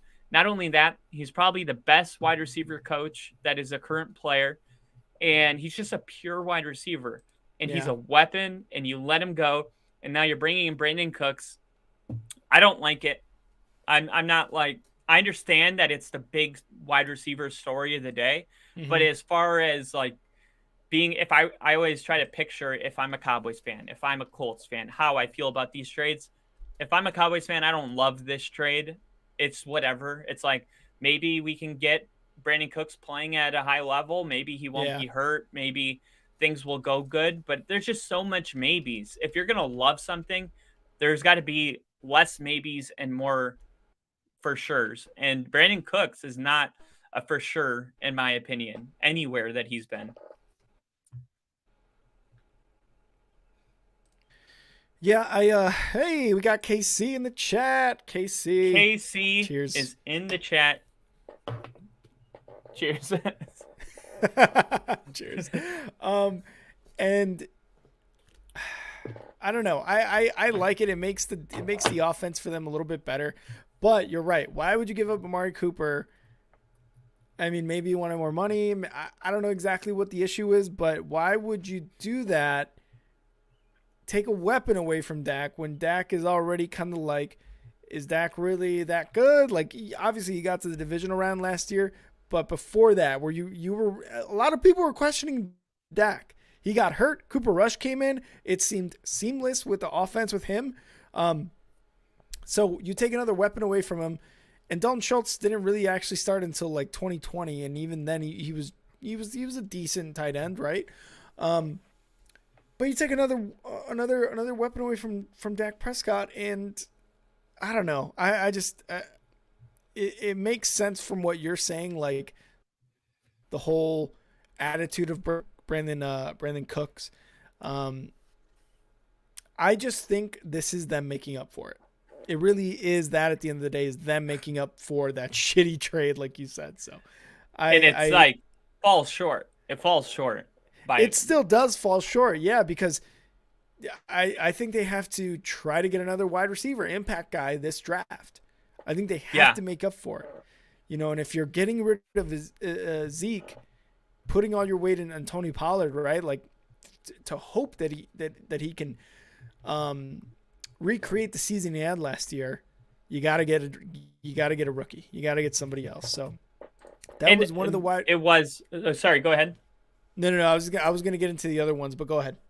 I was going to say it was the Rams, the Patriots, the Saints, the Texans, and now the Cowboys. He's been traded 4 times, which ties a record for most trades at his age. And It's Yeah. just, you got to think all those coaches, those are top tier coaches, and they all moved off of him.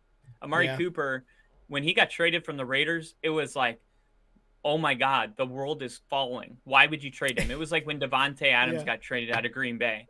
That is Yeah. like the tell sign that you're a player. Like when DeAndre Hopkins finds his new home, whoever it is going to be doing somersaults and cartwheels. And it's just, no one's going to feel that way. Michael Gallup, I will say, is also, Mike Gallup is still with the Cowboys. So he did really good last year. So he's not, I just don't know who he's taking reps from. And they gave away I think a couple day 3 picks, but you could have used those and drafted like a speedster, maybe like the fastest wide receiver in the draft, and just got some kind of, weapon to use, like kind of like Debo or Tyreek, maybe a fast guy.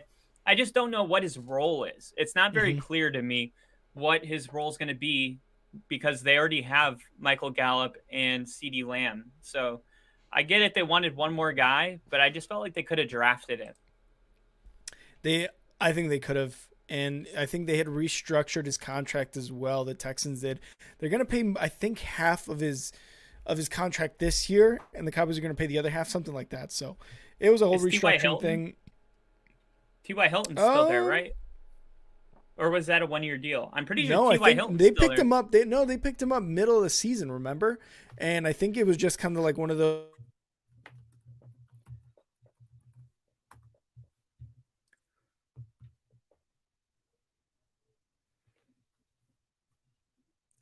Like wanted.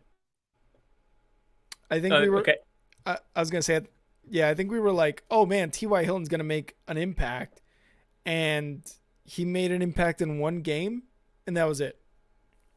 Yeah, he only had 10 targets though. So I mean, yeah, 7 receptions, 10 targets. I mean, yeah, he caught really most didn't of do them. much. T.Y. Hilton is says he's still active for the Cowboys. Yeah, we'll Do see. the Cowboys know that? He's just gonna show up to like training camp, be like stretching, be like, "You all ready to run it back?" He's like, "Do you remember that meme of the guy going up to the building and scanning his key card?" Oh, and it's like access denied. Do you remember that? No. Yeah, he's like, "Man, I must have gotten cut." or the quarterback that dressed up as a reporter and was like interviewing people. Do you remember that? Yeah. Who was that? That was Case Keenum. Case Keenum did it. Yeah, he did it a couple. Yeah, it was funny. That's gonna be T.Y. Hilton. A couple other big names. We had Alan Lazard signing to the Jets. Pretty much a move that we talked about earlier about Aaron Rodgers, going to the Jets. Not going to the Jets, but saying he's going to play with the Jets. Basically in line with that, we had Juju Smith-Schuster signing to the Patriots, and we had Jacoby Myers signing to the Raiders. And if you remember correctly, Jacoby Myers signing with the Raiders, NFL conspiracy theory, when he did that lateral pass and let the Raiders win that game in the fourth quarter, I think it was like week 17 or 18 or something like that. And everybody was like, "What the fuck are you doing, dude? It's like a tie game and you could have gone in overtime." I don't know if you remember that one, but it was one of the craziest games ever. That was the Patriots. Yeah, no, Jacoby Myers was on the Patriots last year. Oh, okay. I thought you were saying Alan Lizard. No. Alien Lizard. He did that to the Raiders. The Raiders, what did the Raiders do? They signed him. That's NFL conspiracy right there. Yeah, I saw that one. They were like, dude, people are serious about that stuff, and I just think it's so funny. It's like I have my conspiracy theories, but they're never like, oh, my bad. I do have my conspiracies, but I think some of them are. If it's like, it's not going to be that bold, man. It's not going to be like, do you know how much had to go right, even if he threw that ball? So for the defender to catch it and stiff arm him and run in, it's just like, or the fact that the pitch had to happen at the exact moment, that it happened. And it's just like, what do you who call did it? he stiff arm? He stiff arm Mac Jones. That was so funny. Yeah, I stiff arm Mac Jones. Yeah. Mac Jones has just looked like a playing out of his league. He just sat down pretty much. But it's just like, He's like, I'm dude, good. whenever the amount of things that have to go right are, in the 0.01 percentile, I'm like, stop with the conspiracy. Like, do you know how hard that moment would have been to create? You need Ramondre Stevenson to be in on it because he had to pitch it to Jacoby Myers, whatever. So many yeah, things sorry. that happen. It just kills me to funny. see it. What do you think about that alien lizard? I think it's a good sign for Yeah. the Aaron Rodgers thing. I feel like that's all anyone really cares about right now is Exactly. Yeah. waiting on that news. So if I see this and I'm a Jets fan, it's a really good thing because if Aaron Rodgers did say this is what I would like to have for my transition, and they're going down the list, that's a good sign, right? I mean, so I also think Garrett Wilson is top receiver already, even though he's young, and you add another dude. I mean, like we said, he's not a wide receiver 1, but he could be a wide receiver 2. And with Aaron Rodgers there, who knows if he might be like back to being around Garrett Wilson, young, competitive. He might raise his play a little bit. I think it's a great move. I would stop right there though, because that list doesn't entirely make sense. It's like some of those players you're like, Jordy Nelson, he's living on a farm.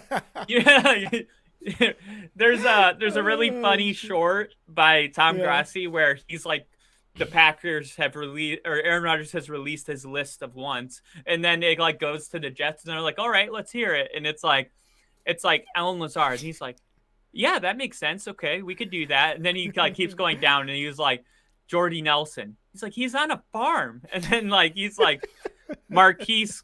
He just keeps going down, and it gets weirder and weirder.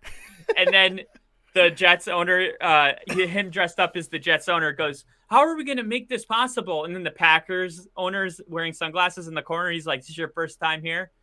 Like, it's hilarious. Get ready for the whirlwind roller coaster that is Aaron Rodgers. I love it. This is where I would just draw the line. Be like, maybe Randall Cobb for morale, but I'm not going to, you don't need a bunch of dudes. Like, I do think it's important to get guys that are, his dudes around him. Like when Tom Brady came, what did he do? He brought Gronk right away. He's like, I need, like, Randall Cobb is the equivalent to Aaron Rodgers Gronk. That's like his closest. That's why when he walked off Lambeau, he put his arm around him. We watched that live on TV together after that game. So yeah, bring him a couple, people that are going to make him feel like he's at home. But Alan Lazard is probably the one that made the most sense. So off the bat, I think it's a great signing for the Jets.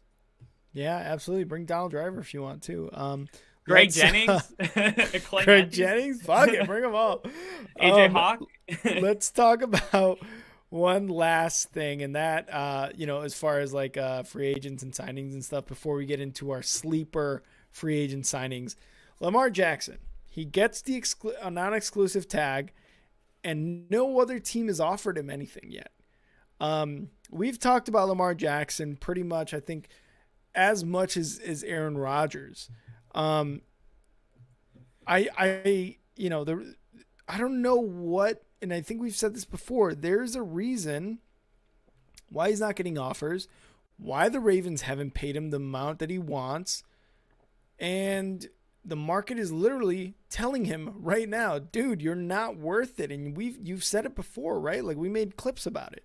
We talked about it. It's like, look, your parents, this goes for a lot of people out there, your parents think you're special. You're not $250 million special, guaranteed special, right? Like there's just the market is setting the price for Lamar right now by keeping quiet. Now, we talked about, the Colts trading away or trading away Stephon Gilmore, and Ginger said it too. Maybe we're just clearing some cap for Lamar Jackson. And that may very well be true. The Colts may be making some room, and that's why they're trying to, move some pieces before they can really make a splash. And in a sense, not give the Ravens the option to match the offer sheet that they're going to give him. With all that being said, Kyle, for me, I think he suits up as a Raven next season. But what do you think with all the stuff that's been going on, not only with the Colts, but other teams that are maybe interested and maybe should be going for Lamar Jackson, as well as the Ravens and Lamar? I think now I know nothing, but my opinion is that he'll be a Texan. And I think what? No. I think the price tag of the first, what is it? They have the first overall pick, the second. So so you're trading either Kyler Murray. You're trading C.J. Stroud or Bryce Young for Lamar Jackson. Okay, that is like potentially a thing that I would listen to, and then you're also not paying him. You're going back into a rookie window where you can continue to build. Like, obviously, the Ravens are obsessed with not dishing out a lot of money, maybe a good amount, but not $250 million. And Lamar said he didn't ask for that. But obviously, if he wasn't asking for an absurd amount of money, it would have been done by now. So we don't have to sit here and be like, he didn't say $200 million. Who cares? Whatever he said, it's a lot because it's not done. So I think the Texans are a realistic place for him. But I'll also say this. I talked about how the owners are kind of just one big family. Besides maybe Ron Schneider, who is Dan Snyder, who's like outcasted. Is it Ron Schneider, the actor? Rob Schneider is the actor, yeah. Yeah. Oh my God! In our world, we have Ron Schneider and Rob Schneider is Adam Sandler. Dan Snyder in. It's almost like I had friends. My parents would never do this, but I had friends who, if they got, let's say they got busted and the cops caught them stealing, the parents would say, take them to jail, to teach them a lesson. Yeah. There's a chance that the other owners got around and heard about what Lamar is asking for. And the owner said, take him to jail, make his non-exclusive tag, and we'll show him that nobody's going to do it. I don't think the Ravens would have done this if there weren't some type of comfort or some type of conversation like with the other owners, like, hey, just so you know, we're not going to like come in and pay him $250 million guaranteed. We'll teach him a lesson. And probably a bunch of teams that already have. There's not many teams that don't have a quarterback figured out. So there's the Colts and the Texans and the Panthers and Atlanta and the Commanders.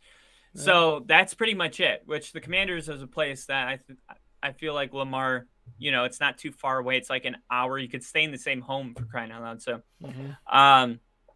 a lot of people don't realize how close Baltimore and DC are. It's like super close.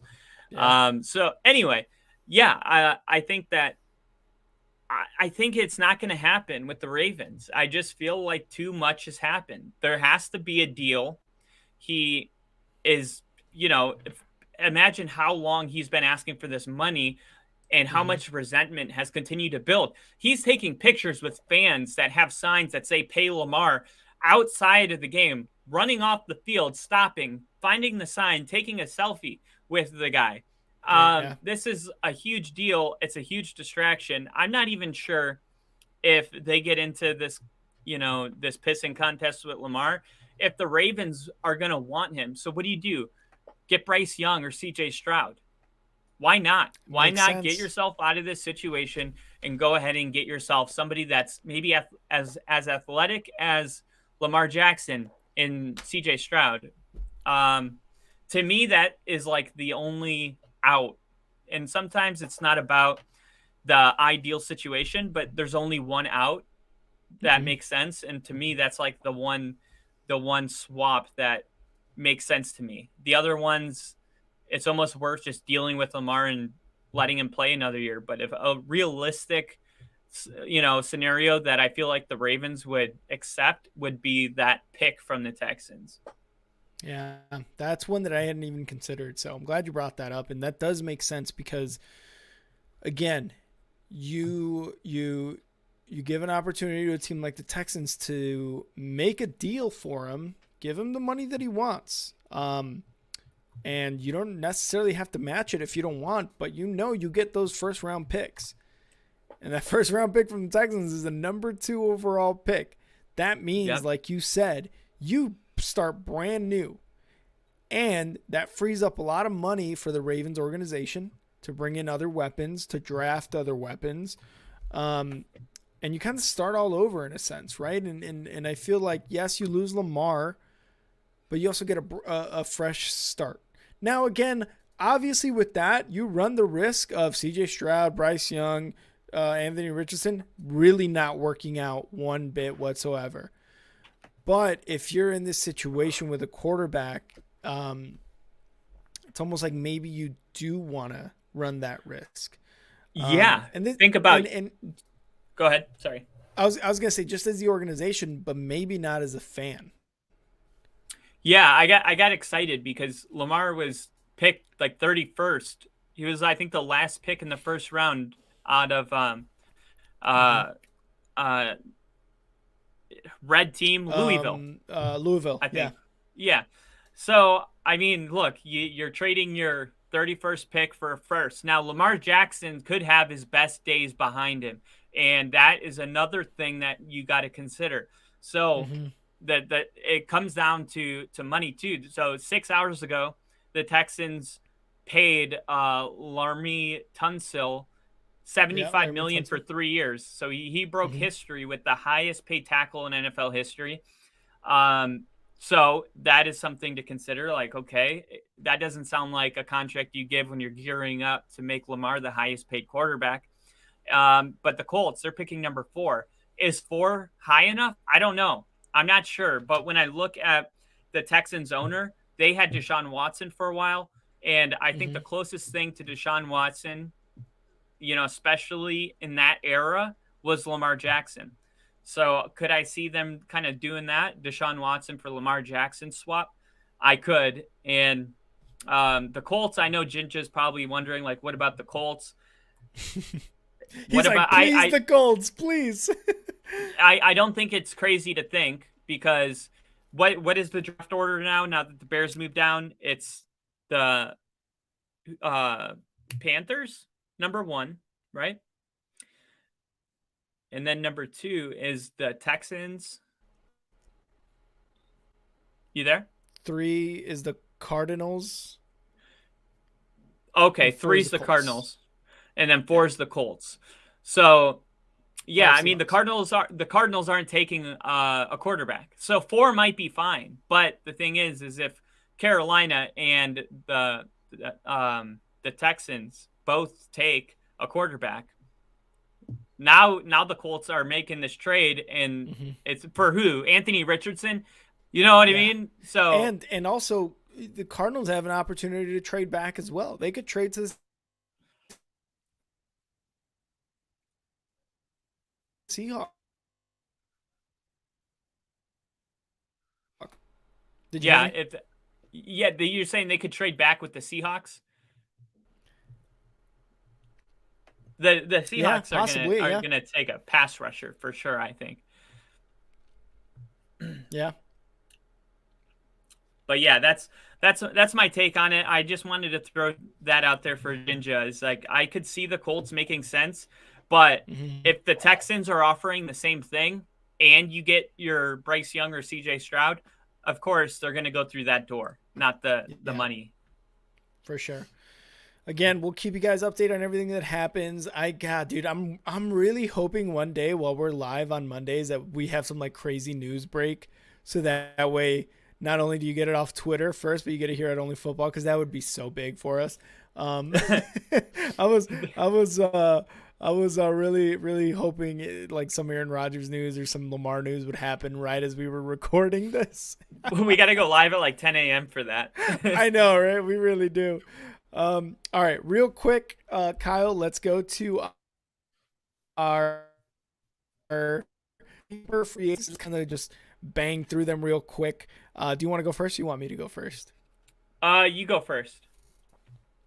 Okay, so my sleeper free agent signings, and we're kind of going through this, just taking 3 free agent signings that we think didn't really make too much noise, but are going to be, they're going to really, really pan out or be very good additions to their new teams next year.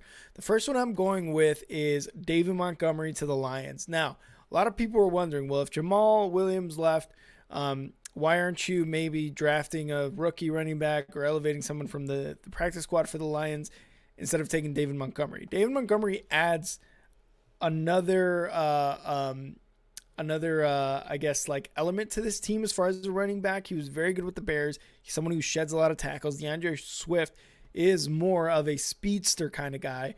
And David Montgomery is going to bring kind of what Jamal Williams brought last year, is that like guy who's going to just break through that line and score some touchdowns and get those yards on a 3rd and 1, a 3rd and 2, something like that, right? So very, very good move by the Lions, and he went from the Bears to the Lions, so it is kind of an inside the division type of move. Something that the Lions did with the Vikings last year with T.J. Hawkinson. The next one is kicker Matt Gay to the Colts. Ginger's gonna like this one. The Colts have not had a good kicker for a while. Ever since Adam Vinatieri left in like 2019, Blankenship was there. He got cut last year.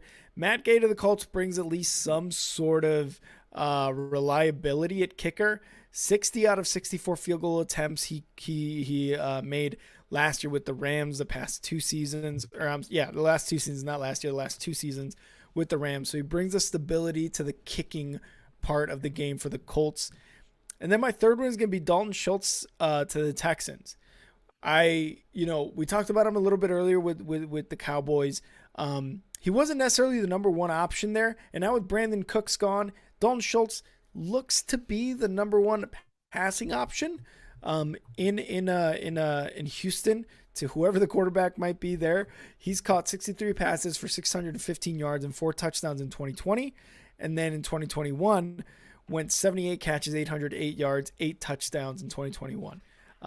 Last season's stats weren't as great, but he still got potential to do that. And again, that's more or less because he wasn't the number 1 passing option, and injuries also happened to him last year. So my 3 sleeper picks as far as free agents go to David Montgomery, Matt Gay, and Dalton Schultz. Kyle, let's hear yours. Okay, so I'm liking the Mike Gesicki to the New England Patriots. So I'm looking at the track record of Bill O'Brien, and he had I'm trying to remember his name when he was the head coach for the Texans. The Texans were relevant. They had Andre Johnson. They had a good friend of my dad, O'Brien? Kevin Walter, was Bill O'Brien was the head coach for like 6 years there. Yeah. He was a good wide receiver too, but then they had that tight end. I think it's something like Schultz. I'm trying to remember. I can't think. Yeah. But anyway, he knows how to make the most out of his offensive weapons. And I think the whole thing last year with the Patriots secretly not telling you who's going to call the offense, and then you have what's his name, the quarterback for the Patriots, dude does the gritty. What the hell? Oh my God, the quarterback that does the gritty. Which one is that? For the Patriots, they're starting quarterback out of Alabama. Mac Jones, thank you. Yeah. So yeah, you have Mac Jones calling around trying to see if they can get some help. And that's just how dysfunctional it was. So they bring in Bill O'Brien, and I expect the offense to be a lot better. And what are they doing? They're actually signing people that are good. This is a big deal for the Patriots. They don't sign DeAndre Hopkins type people, but they're doing what they do again. They're signing James Robinson and Juju Smith and Mike Gesicki. Now they're doing that again, where they get these guys that are affordable, and I like it. It looks like they're gearing up to contend to be a playoff team, to be honest. So I think the Mike Gesicki thing on paper may not jump off the page, but Mike Gesicki was a really solid tight end for the Dolphins, and I think he's going to even be better with the Patriots. And I think, did they also move off? They also kept Hunter Henry, right? So no, Hunter Henry is in he's in Minnesota. He's on the Chargers. Chargers, man, so many moving pieces. Oh no, wait, did he go to the Patriots? Now I gotta look it up because I'm fucked up. No, he was on the Patriots. He was on the Patriots. Yeah, he was. He was. Yeah. He was. I'm so stupid. It's fine, dude. I guarantee, like everyone listening is probably thinking the same thing. Yeah, so he was really decent last year when he had over 500 yards. 41 receptions on 59 targets. That's pretty good. And he had 2 touchdowns. My point is now you have Hunter Henry and Mike Gesicki. So now you have a 2 tight end kind of situation. Mike Gesicki is probably the better wide receiver, but Hunter Henry is a really good all-around tight end. I mean, not crazy good, but he's definitely a piece that they can keep building off of. He was picked, second round, 35th overall pick, so early second round. And I felt like he just kind of came into his form last season. And that might have been because Mac Jones was a rookie, but I wouldn't sleep on the addition of Mike Gesicki. I think that is going to be a good fantasy football pick if you're looking for a tight end and you realize that Darren Waller and those 4 are gone. Mike Gesicki might save your ass next season. So there you go. I like that one. And then another sleeper, this is going to be surprising, but Mike White. I like Mike White a lot because I thought that if the Patriots weren't going with a Canadian football quarterback against the Bills, that they could have won. And with Tua being the most, I don't want to say unpredictable, but he is, if there's one quarterback you had to say their health is up in the air, it would be Tua because of the concussions. Who knows? Like, if he gets one concussion, is he even allowed to play for the rest of the year? I don't know the rule on that. Exactly. But I do know he's had so many. He's had so many, and I do know the more frequent they happen, the longer you wait. So I don't know what if he should even keep playing if he keeps getting them for whatever reason. He's just had a lot of bad luck with it. Maybe it's his size. I don't know. But what I do know is if they can make it back to the playoffs, and I expect they will, because Mike McDaniel showed that he is a really, really good head coach. And the way he had his team prepared to play with a third-string quarterback at Buffalo in that environment was really impressive. Tyreek Hill, Jalen Waddle, they still have, the addition of Bradley Chubb. They just brought in, who did they bring in? Jalen Ramsey. So it just looks to me like they're gearing up. And this Mike White trade this is the deal. If Tua can't play, Mike White is going to lead us into the playoffs. And we feel good about that. And I think that the Miami Dolphins made a good move by getting somebody that can take over the helm of things if Tua has to leave. So that's huge. Because I do feel like you will see Mike White play next season. And like you said, it's almost become like who can we get that, and it's really sad to say this, but when it either gets another concussion or gets hurt again, like it sucks to say that, but it just seemed like one of those things that is bound to happen. So totally. We'll see. And then my favorite, it was two sleepers in the favorite. My favorite is Orlando Brown to the Bengals, because you had Cincinnati, who spent all this money boosting up their offensive line last season. And then you go into this season, offensive line's not really even a thought. And then they go and get Orlando Brown because it just wasn't. Yeah. They realize Joe Burrow is a pure quarterback, and pure quarterbacks don't rely on their legs that much. They know if they, with their arm and their ability to read defenses, they'll cook you up just like Manning did. And what do you need? If you have a guy that is going to be a pure quarterback, you need to have an O-line like the Chiefs had. And this guy literally came from the Chiefs. He was probably the best offensive tackle last season. And I just feel like Joe Burrow, that's exactly what they could have given him to take his game to another level. Love it. Love it. All right, well, those were our sleeper picks and a couple of our favorites. We also had Tyler come in the chat. Tyler, what's going on? He says, hey, Kyle, by the way, not sure if you saw, Jordan Love, Watson, Dubs, and Aaron Jones are working out together in Cali already, getting that chemistry down. Love it. So, Tyler, make sure to tune into our interview 32 with the other Tyler when we talk Packers, actually. So tune into that, and everybody else tune into that.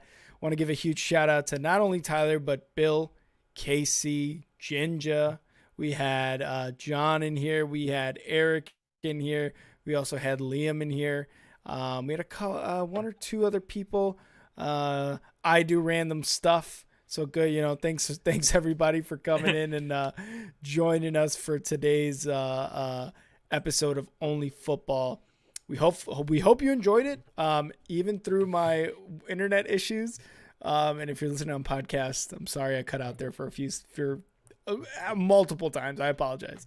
So I'm sorry about that. And Casey had said we need a fundraiser for Rick's Wi-Fi bandwidth. I wouldn't mind that.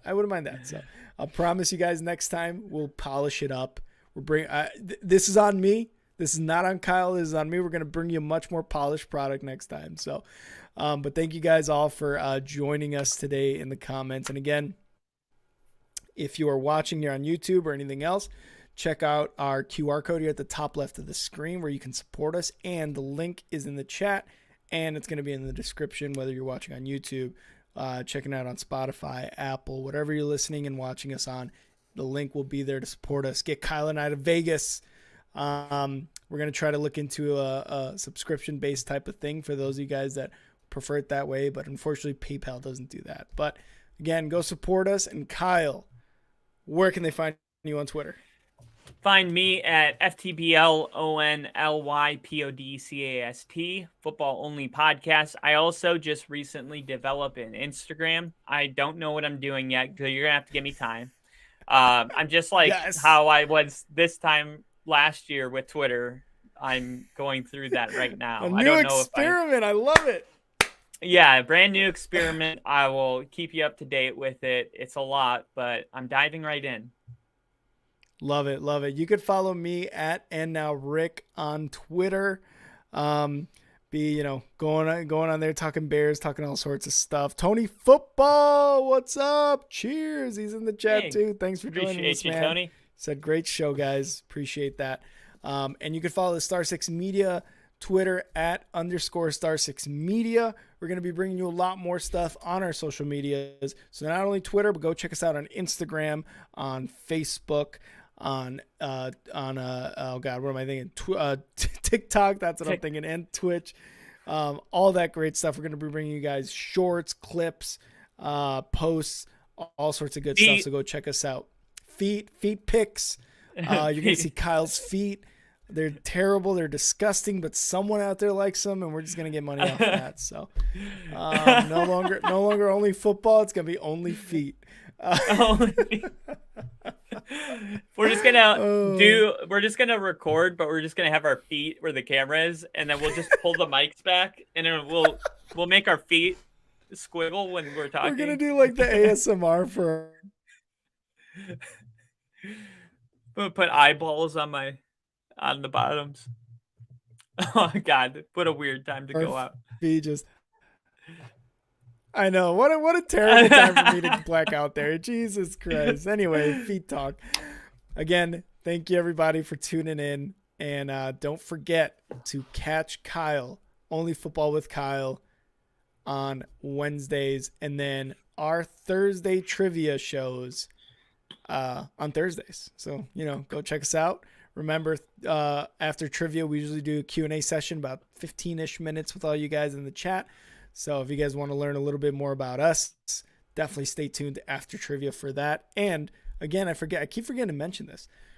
We're going to be doing our episodic interview 32 is what we're calling it, where we're going to try to interview a fan from all 32 teams from the NFL. So stay tuned for that.